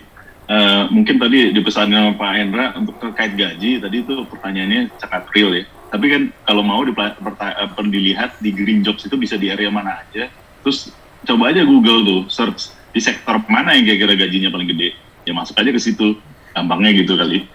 Tinggal pilih kan, banyak dari pembiayaan, dari mana, dan tergantung juga majornya teman-teman apa gitu kan. Dan itu juga kalau nanti you are successful in itu, gaji itu will come into way lah. Masalahnya teman-teman harus kerja bener dulu gitu kan. Nah itu cuma sedikit tadi dipesanin sama Pak Hendra. Nah untuk jawab pertanyaan yang ini gitu ya, kita bekerja sama dengan government related institution. Mungkin tadi saya ambil dari SDG Indonesia One, kita bekerja lembaga pembangunan. government institusi yang di luar itu kita bekerja sama dengan misalnya ada World Bank, ada ADB, ada AFD itu kan kayak lembaga pembangunan khusus di Prancis, KDB Korea, Jepang, DBJ dan lain-lain gitu ya misalnya. Nah itu kita bekerja sama untuk apa? Karena dia bisa ada fasilitas pembiayaan, ada fasilitas hibah, ada itu yang kita bisa bantu untuk dan termasuk investasi gitu ya. Untuk investasi ada yang terkait, saya mau invest di proyek sebagai pemegang saham gitu. Nah, saya lihat di chat juga ada pertanyaan terkait LPI atau SWF, berarti dia tertarik di proyek-proyek masuknya itu sebagai pemegang saham. Kan ada yang masuknya sebagai pembiayaan, ada yang masuknya sebagai dukungan teknis, ada yang sebagai pemegang saham. Kalau SWF sama lembaga-lembaga internasional, ada juga tuh yang tertarik ke equity. Nah, ke equity masuknya sebagai pemegang saham.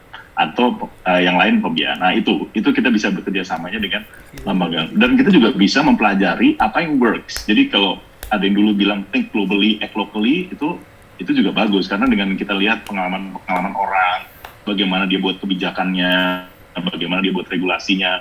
Tadi Perpres EBT yang terkait harga itu, yang dibilang Pak Hendra, itu yang lagi hot topic sekarang gitu. Kenapa? Karena PLN kan gini, saya ngapain sih saya harus pilih energi terbarukan, harga batu bara jauh lebih murah, saya pilih baru bata aja gitu kan yang penting murah. Kalau saya sebagai badan usaha dipaksa ke renewable energy, mana dukungan pemerintah nih supaya saya bisa lebih murah gitu. Nah itu nanti dukungan pemerintahnya akan di-define di peraturan EBT yang tadi dibincang Pak Hendra, yang itu juga penting gitu kan. Nah itu yang nanti kita akan kalau ada bantuan dari regulasi dan kerjasama dengan ini, PT SMI bisa membantu untuk membuat project-project yang terkait green ini bisa berjalan. Dan pastinya kalau project berjalan kan di situ ada green jobs ya. Dan misalnya kita jadi issuance green bond Indonesia di Indonesia, korporasi pertama di Indonesia.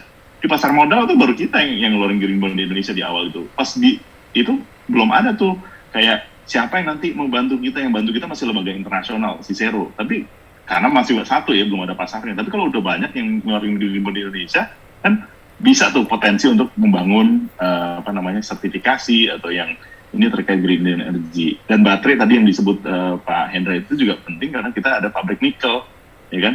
Pabrik nikel bahannya baterai. Jadi kalau mau memproduksi baterai lebih ini. Jadi bayangin kalau emisi gas rumah kaca yang dikeluarkan oleh berapa juta, puluhan juta mobil di Indonesia itu bisa diganti dengan electric vehicle, ya akan emisinya jauh berkurang gitu ya. Jadi di situ inisiatif SME untuk bisa berpartisipasi untuk mendukung bagaimana membuat project visible, bagaimana pembiayaan itu bisa dilakukan supaya jadi projectnya gitu.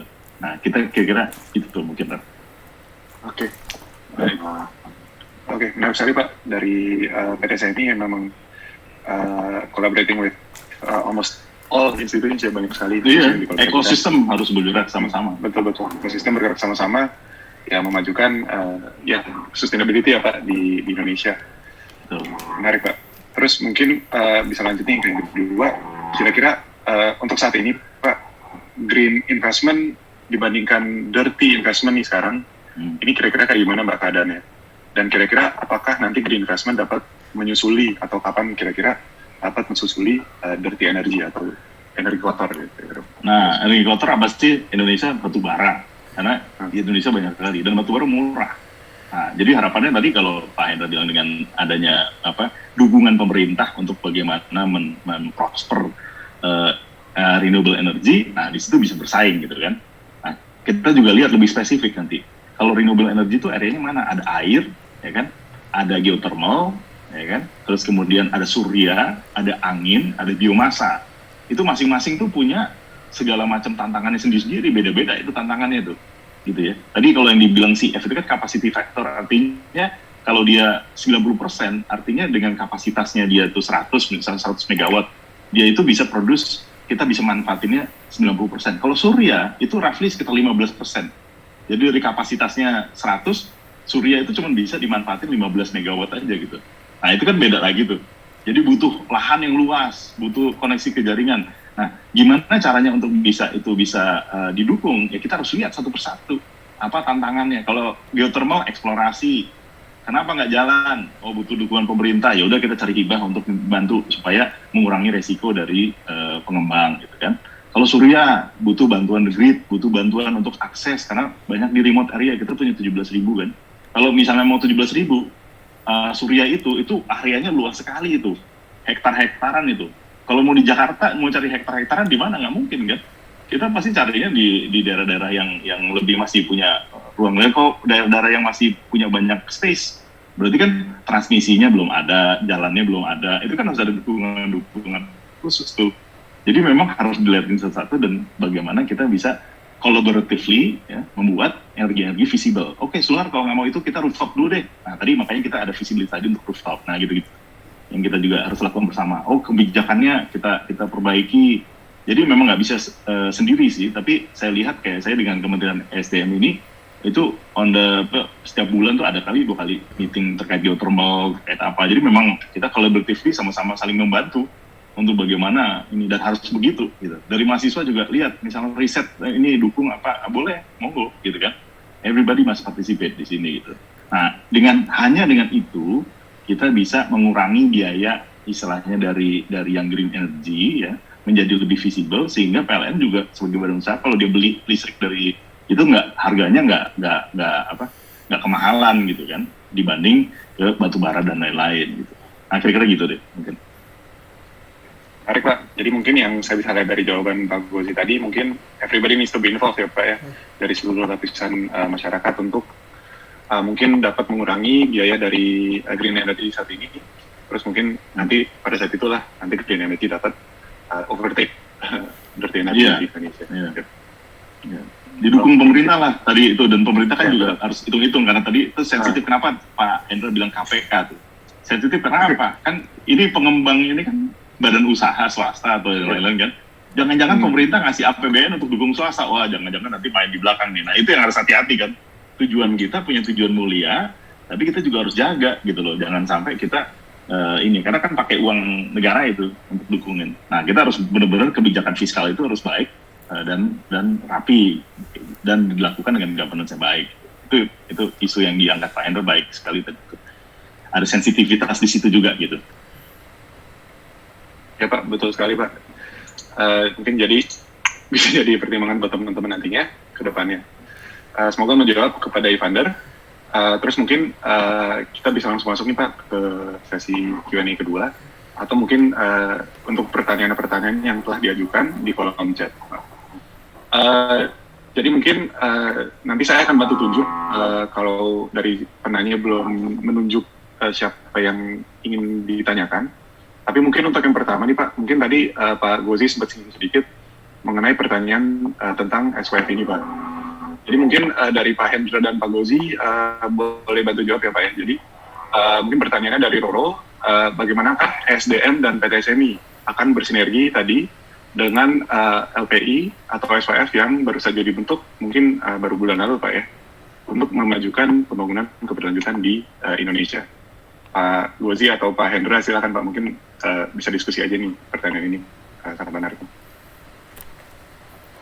Mungkin saya ini dulu ya Pak Gozi, nanti yang lebih rinci. Tapi paling tidak kalau saya lihat mengapa pemerintah membangun adanya lembaga pengelola investasi atau LPI, kan salah satu tujuannya adalah terkait infrastruktur dasar, mengurangi, meminimumkan gap antar wilayah. Nah, untuk sektor yang menguasai hajat hidup orang banyak sebagai infrastruktur dasar ini kan listrik salah satunya.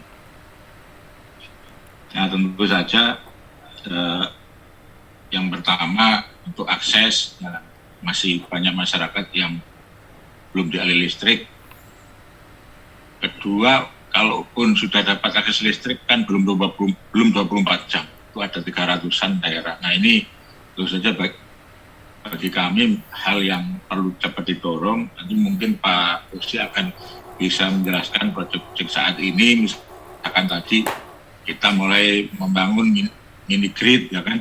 Dan sekarang bedanya kita negara kepulauan dengan kontinen, negara-negara yang daratan itu rasio elektrifikasi 100% itu mudah. Dengan kondisi jaringan yang andal, saya rasa mudah untuk mengatur lalu lintas listriknya. Kalau kita kan kepulauan ya, jaringan antar pulau ini masih perlu didukung, misalkan interkoneksi Sumatera Jawa yang sedang tahap FS, belum lagi pulau-pulau lain.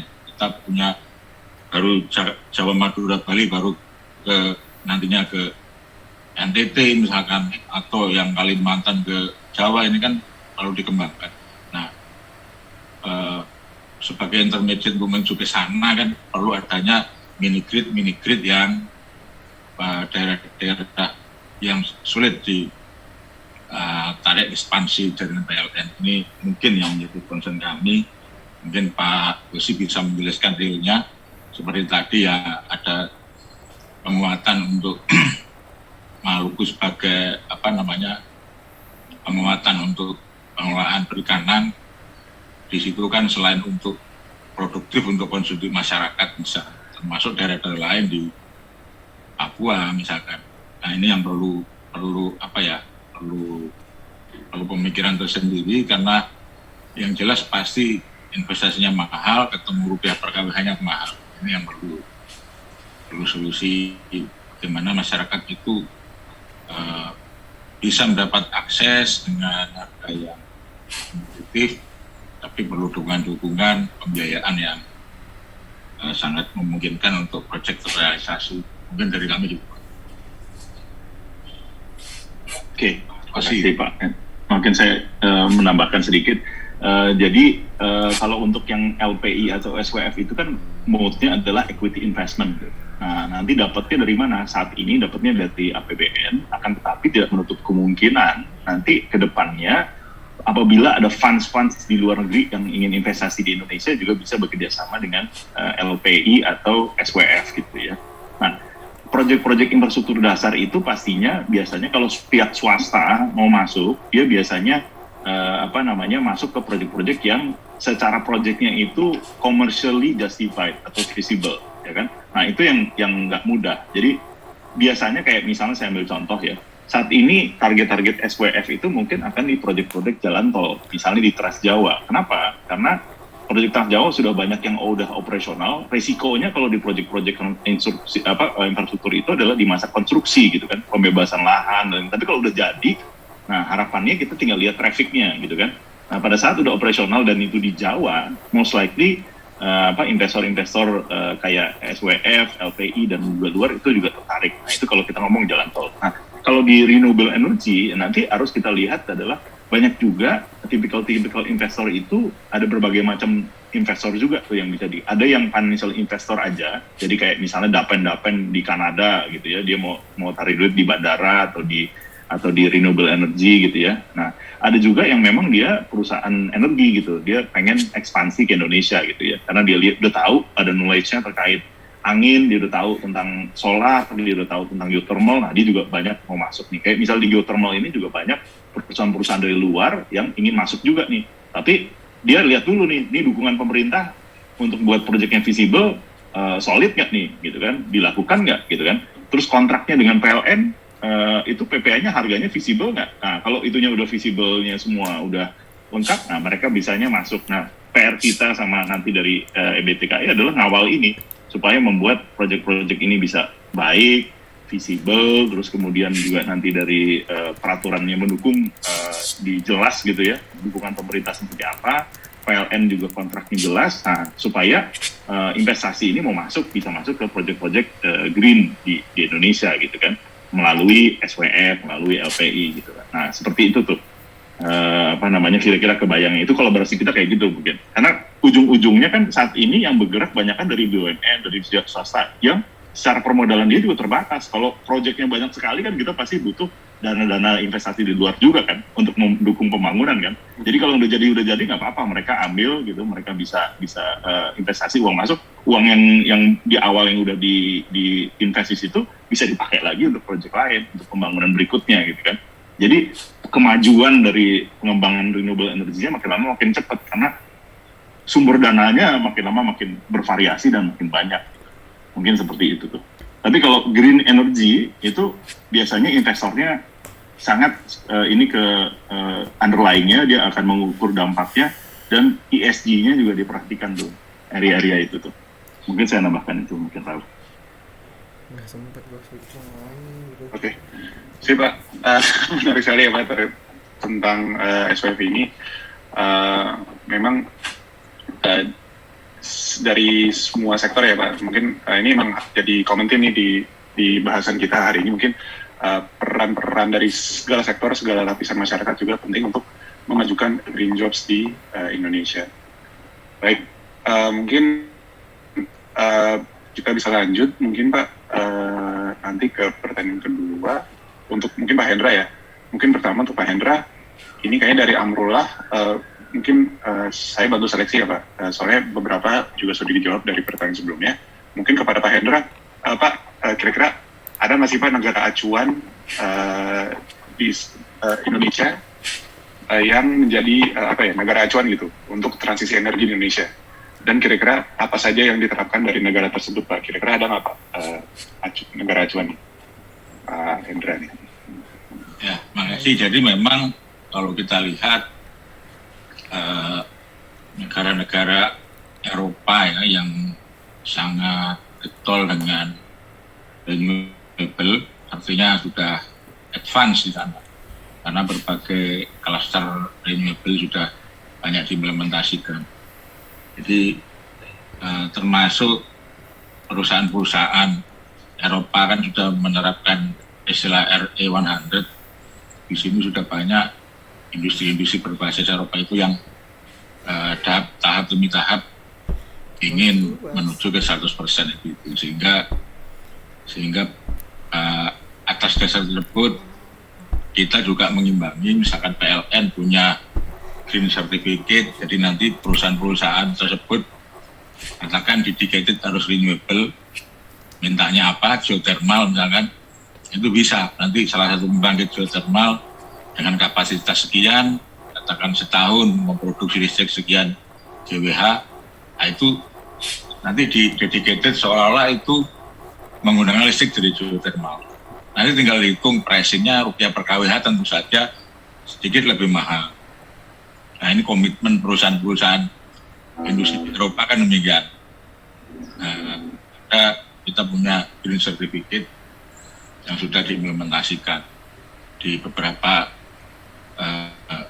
negara, beberapa perusahaan-perusahaan berbasis Eropa.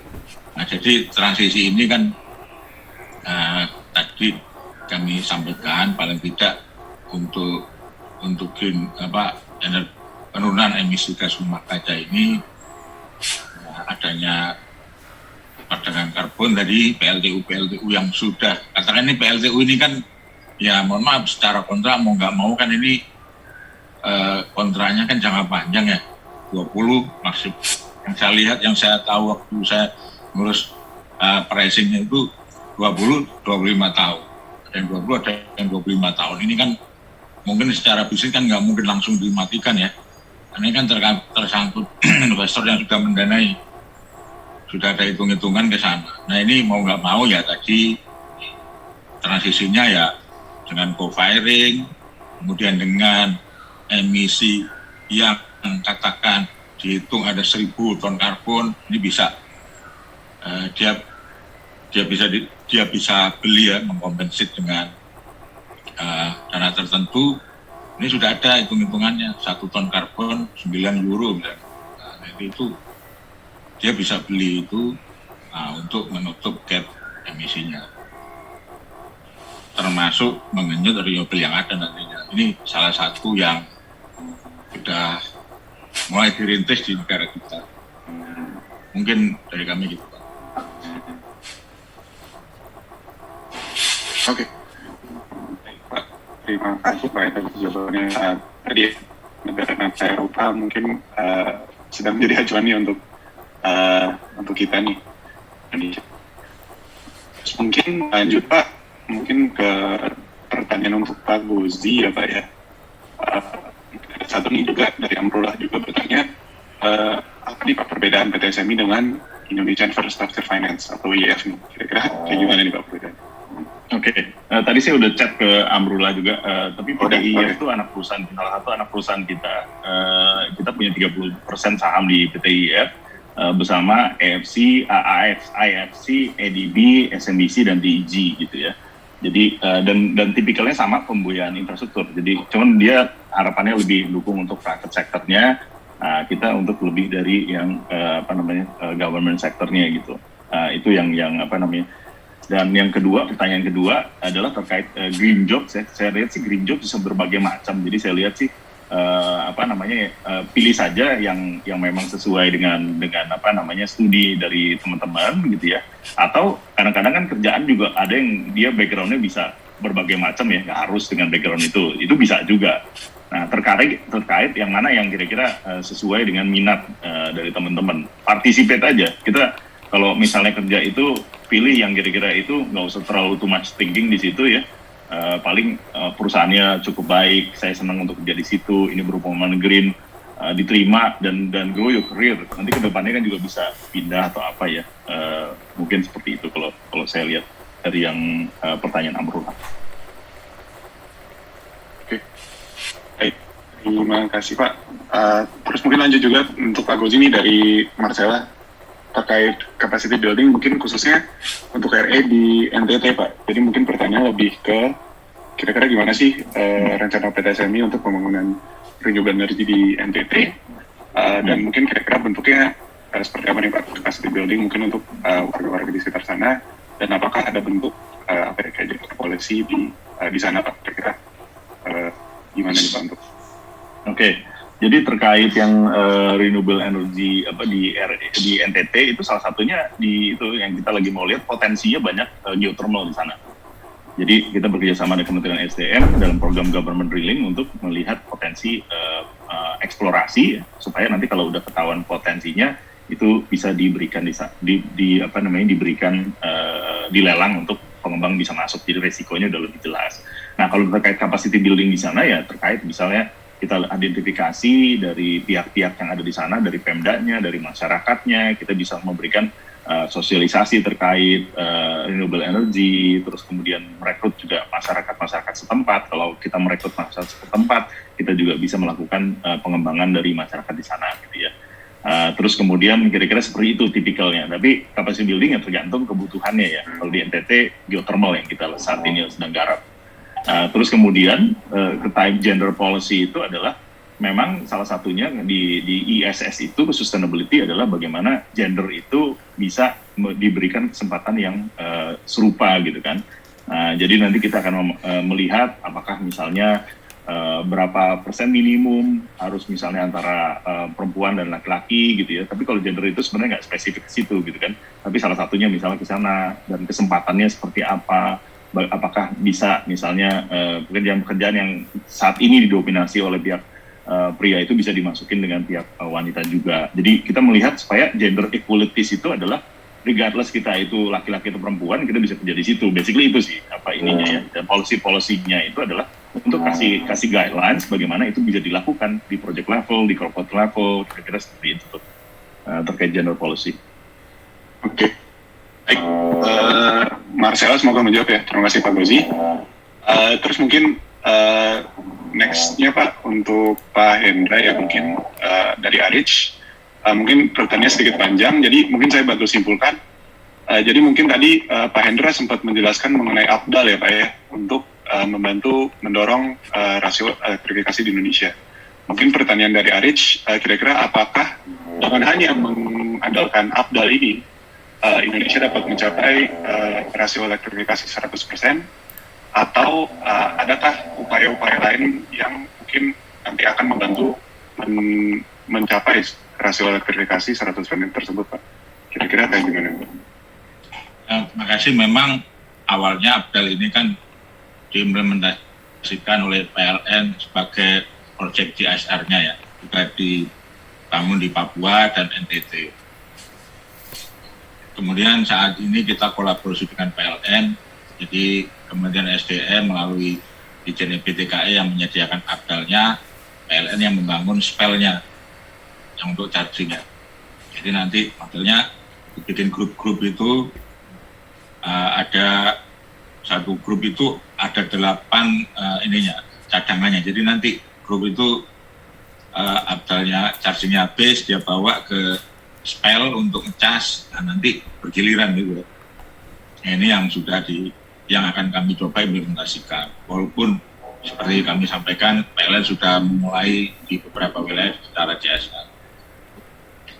Namun demikian memang untuk saat ini kita akan genjot ke sekitar 397 desa karena kita terus terang ngikutin pemetaan dari PLN secara survei langsung, karena kita akan baik menggunakan sistem pencitraan jauh ya, digitalisasi dan langsung survei terpetakanlah itu. Ini sementara ini tahun ini kita akan genjot 397 desa. Mudah-mudahan ini sudah mendekati, ya artinya sudah mendekati 100%. Walaupun mungkin ada beberapa titik yang belum tersentuh. Tapi paling enggak komitmen kita untuk terus, karena untuk daerah terisolir ini kita punya dua, yang satunya lampu tenaga surya hemat energi sebenarnya mirip dengan Abdal, cuman mungkin dari sisi kapasitas yang Abdal yang lebih besar ya.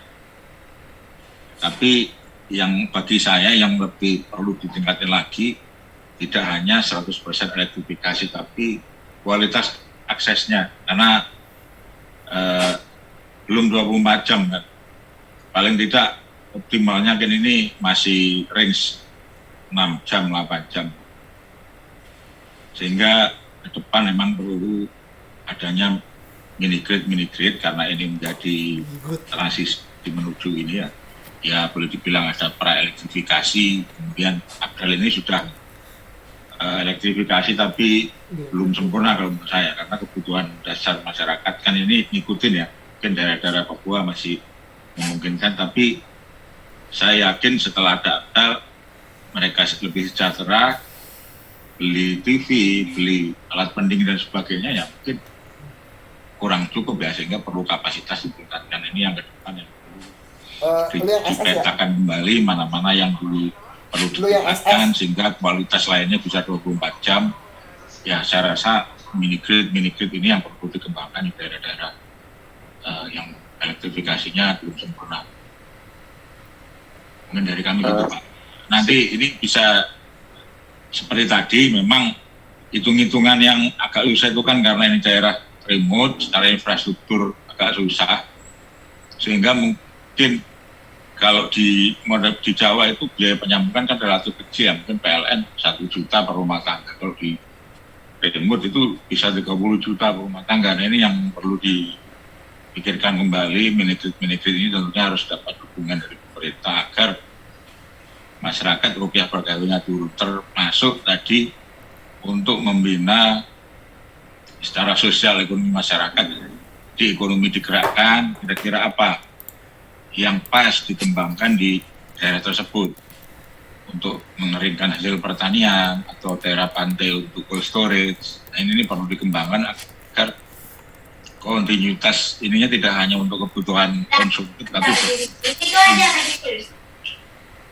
Oke, baik, makasih Pak. Mungkin yang bisa saya highlight mungkin nggak cuma rasio yang penting ya, tapi juga kualitas dari listrik yang penting ya Pak ya.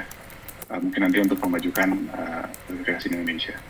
Oke, baik. Ini ada 2 pertanyaan lagi Pak, jadi mudah-mudahan bisa terjawab semua pertanyaan dari anak-anak di sini. Mungkin pertama untuk Pak Gozi ya Pak ya, mungkin dari Olivia kira-kira bertanya nih Pak, dari berbagai jenis PLT yang mungkin dikembangkan oleh PT SMI, tentunya yang berbasis EBT, pengembangan sumber daya manakah yang biaya investasinya paling murah Pak, dan mungkin paling berpotensi untuk dikembangkan dalam waktu terdekat, khusus mungkin untuk mencapai Paris Agreement tadi 2030 Pak, dan kira-kira kenapa harganya bisa lebih murah? Mungkin itu Pak dari Olivia. Oke, makasih Olivia.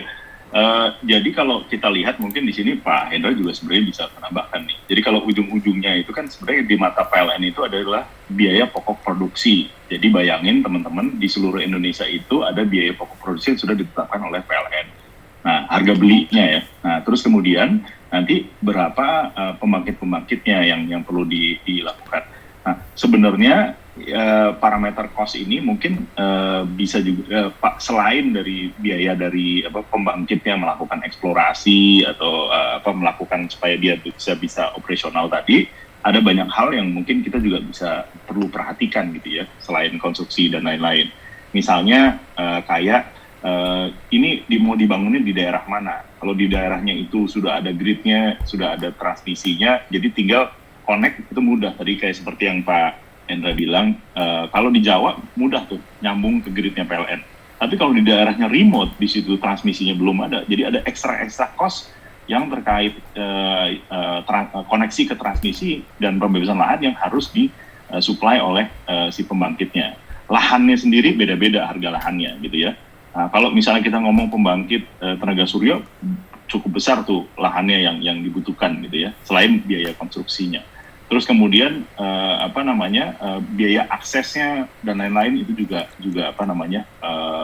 perlu diperhatikan. Nah, kalau kita ngomong dari sisi konstruksinya, misalnya kalau solar surya itu lebih straightforward karena teknologinya itu simple.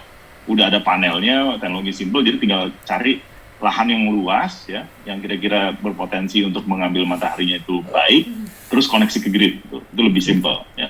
Nah, tapi kalau misalnya geothermal itu kan ada di dalam bumi itu steamnya, itu perlu dilakukan eksplorasi. Nah, eksplorasinya ini yang kadang-kadang jadi lebih mahal karena harus dibor dulu. Jadi pertama mungkin pakai 3G analisis, udah lihat oh ini ada potensi di bawah nih. Tapi gimana caranya pastinya udah benar-benar ada di situ, benar-benar harus dibor ke bawah.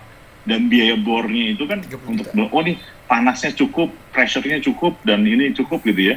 Nah itu yang ada sebelum bisa dibilang pembangkit itu bisa dibangun di sana gitu ya. Nah ini yang akan menjadi additional cost tambahan untuk geothermal gitu. Jadi geothermal bisa lebih mahal dibanding kalau kita batu bara. Batu bara kan tinggal dikasih ada pembangkitnya, kasih batu bara bakar, udah gampang. Dan kalau pakai jalan batu bara itu kan udah mudah, untuk pakai kapal distribusi mudah. Jadi itu kenapa batu bara bisa lebih murah gitu ya perbandingannya. Kalau sekarang yang banyak implementasi di Indonesia juga adalah yang sebenarnya mini hidro. Mini hidro itu apa? Biasanya udah ada sungainya tuh, nanti dia bentuk di bawah gitu ya untuk memanfaatkan dari sungainya tadi. Nah bedanya apa mini hidro sama PLTA air? Kalau air itu harus dibangun dulu satu area, ada penampungan gitu kan, ada bendungan, baru nanti ada PLT. Nah itu biasanya harus membebaskan lahannya lebih luas lagi. Jadi mini hidro tuh relatif mungkin lebih murah dibanding air. Angin, nah itu harus cari tempat-tempat angin yang khusus yang banyak tuh. Nggak banyak tuh tempat angin yang itu di daerah mungkin di Nusa Tenggara Timur, di daerah pulau-pulau di bawah itu mungkin ada potensi angin. Nah pertanyaannya adalah pada saat udah angin itu kebutuhan listriknya belum sebesar itu karena ekonominya di daerah tersebut belum besar gitu kan. Jadi mungkin itu belum bisa dibangun juga di situ. Dan hal-hal ini yang nanti kita perlu perhatikan. Cuman in a sense mungkin saya bisa kasih gambaran apa sih cost driver-nya gitu ya, supaya bisa membuat ini bisa lebih ini. Dan dukungan pemerintah itu nanti dibutuhkan untuk membuat harganya itu untuk melakukan masing-masing pembangkit ini bagaimana caranya lebih murah supaya PLN-nya belinya juga nggak susah kan gitu kan. Nah itu yang penting untuk dipikirkan gitu. Karena apapun dukungan pemerintah itu uang APBN tuh gitu kan, uang atau yang non fiskal juga ada, misalnya kemudahan izin atau tax ini itu juga ada tuh yang bisa dilakukan. Mungkin seperti itu tuh untuk menjawab Olivier. Baik, Pak Gozi, terima kasih atas jawabannya. Mungkin tadi cost driver-nya baik sekali ya untuk masing-masing jenis EBT. Jadi mungkin perlu diperhatikan di situ masing-masing jenis EBT cost driver seperti apa yang akan nanti mempengaruhi dari biaya investasi ya Pak ya nanti ke depannya. Yep. Terus mungkin terakhir nih Pak untuk mungkin Pak Hendra dan juga Pak Gozi Pak, mungkin untuk menutup sesi kita hari ini kira-kira gimana nih Pak untuk energi coal dan migas? Kan semakin waktu, semakin ke sini mungkin akan semakin berkurang nih penggunaan dari coal dan migas.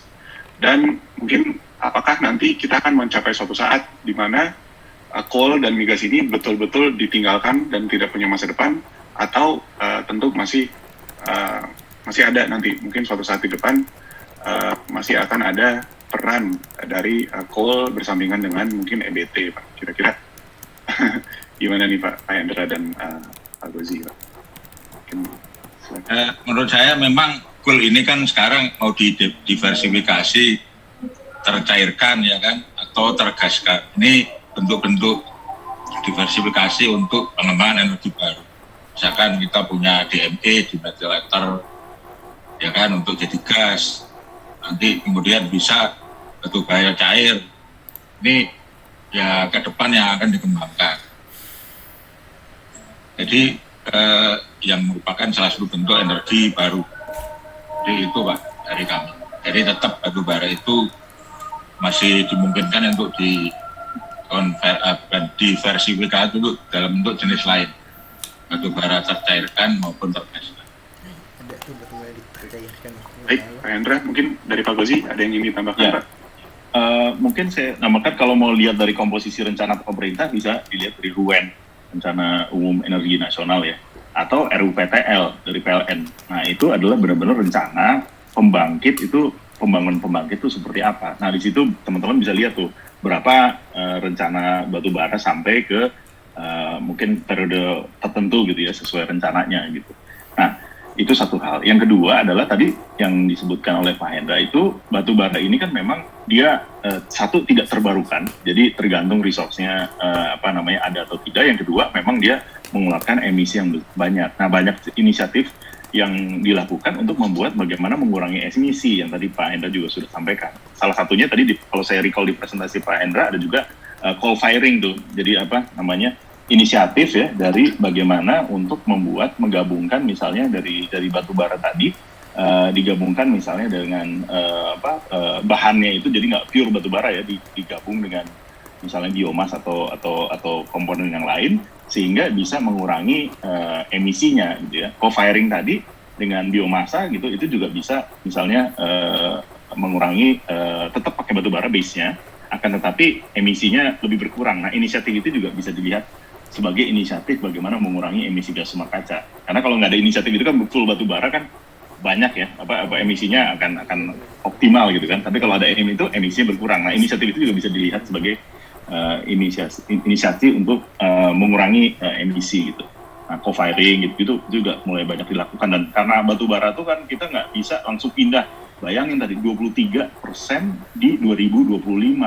Artinya dari 80% sisanya itu masih saat ini masih energi tidak terbarukan atau energi yang banyak mengeluarkan emisi gas rumah. Jadi untuk ketahanan energi nasional juga kita butuh strategi yang baik untuk bisa berpaling ke sana. Dan itu pasti kan butuh waktu gitu ya. Mungkin perspektifnya seperti kan nggak mungkin kayak mau semudah membalikan tangan gitu kan. Nanti tiba-tiba nggak orang nggak punya listrik lagi, nggak mungkin kan, ekonomi tetap harus berjalan. Tapi harus ada effort untuk ke arah sana gitu kan. Nah, ada yang kontroversial nanti ke depannya udah mulai ngomong kayak kalau mau besar powerful nuklir, tapi nuklir dengan plus minusnya juga. Kalau mau ngomong kan itu energi baru gitu kan. Nah, itu juga plus minusnya diskusi di seluruh dunia ini selain EBT gitu. Mungkin saya nambahkan itu. Oke. Baik, Pak Gozi dan Mbak Hendra, terima kasih banyak atas jawabannya. Jadi mungkin nanti kita akan masuk ke masa transisi ya dari EBT. Mungkin untuk coal juga akan masih punya peran dalam masa transisi tersebut. Baik, mudah-mudahan satu poin. Dari lembaga pembiayaan pembangunan kayak ADB, World Bank, dan juga misalnya kita ke SMI, itu kita sudah kadang-kadang ada yang tegas polisinya stop pembiayaan ke coal. Okay. Itu salah satu effort juga. Artinya apa? Makin susah dia cari pembiayaan, berkembangnya makin susah. Itu kalau di Google ya, itu banyak tuh lembaga-lembaga yang sudah bilang say no to financing untuk coal gitu. Itu ada juga. Oke, baik Pak, terima kasih. Jadi mungkin tadi ya, jadi mudah-mudahan bisa menghambat juga pembangunan coal untuk di seluruh dunia. Jadi mungkin untuk karena sudah memasuki waktu zuhur ya, dan juga sudah dijawab nih semua, jadi mudah-mudahan sudah terjawab semua ke pertanyaan teman-teman sekalian. Mungkin boleh diisi terlebih dahulu dari feedback form dan juga link absensi. Jadi mungkin teman-teman bisa lihat di sini, silakan diisi linknya, dan nanti teman-teman akan namanya tercatat untuk nanti dari panitia akan mengirimkan link e-certificate. Mungkin itu untuk ini, dan mungkin untuk menyimpulkan hasil webinar hari ini kepada teman-teman sekalian. Jadi mungkin menurut saya ada satu poin penting sekali mungkin yang perlu kita highlight ya. Jadi mungkin ke depannya peluang green jobs di Indonesia ini akan semakin terbuka lebar bagi teman-teman sekalian, apalagi untuk fresh graduates. Dan mungkin juga untuk kita semuanya perlu nggak cuman dari beberapa sektor yang akan ikut berperan, tapi juga mungkin dari keseluruhan sektor, keseluruhan lapisan masyarakat juga mesti berperan dalam memajukan sustainability di Indonesia. Sustainability mulai dari hal-hal kecil mungkin seperti recycling, mematikan lampu dan segala macamnya, sampai ke hal besar seperti pembangunan infrastruktur yang dilakukan mungkin oleh Pak Hendra dan juga Pak Gozi. Terus juga perlu diingat dimanapun nanti kalian akan berkarya, pastikan nanti dimanapun kalian akan berkarya itu nanti akan berdampak bagi Indonesia dan juga bagi masyarakat ya secara keseluruhan. Jadi mungkin itu untuk menyimpulkan dari hasil webinar kali ini. Mungkin sebelum kami menutup, mungkin teman-teman boleh diaktifkan jika memungkinkan kameranya untuk kita penutupan sekaligus foto. Mungkin kepada teman-teman sekalian ditunggu untuk mengaktifkan kameranya.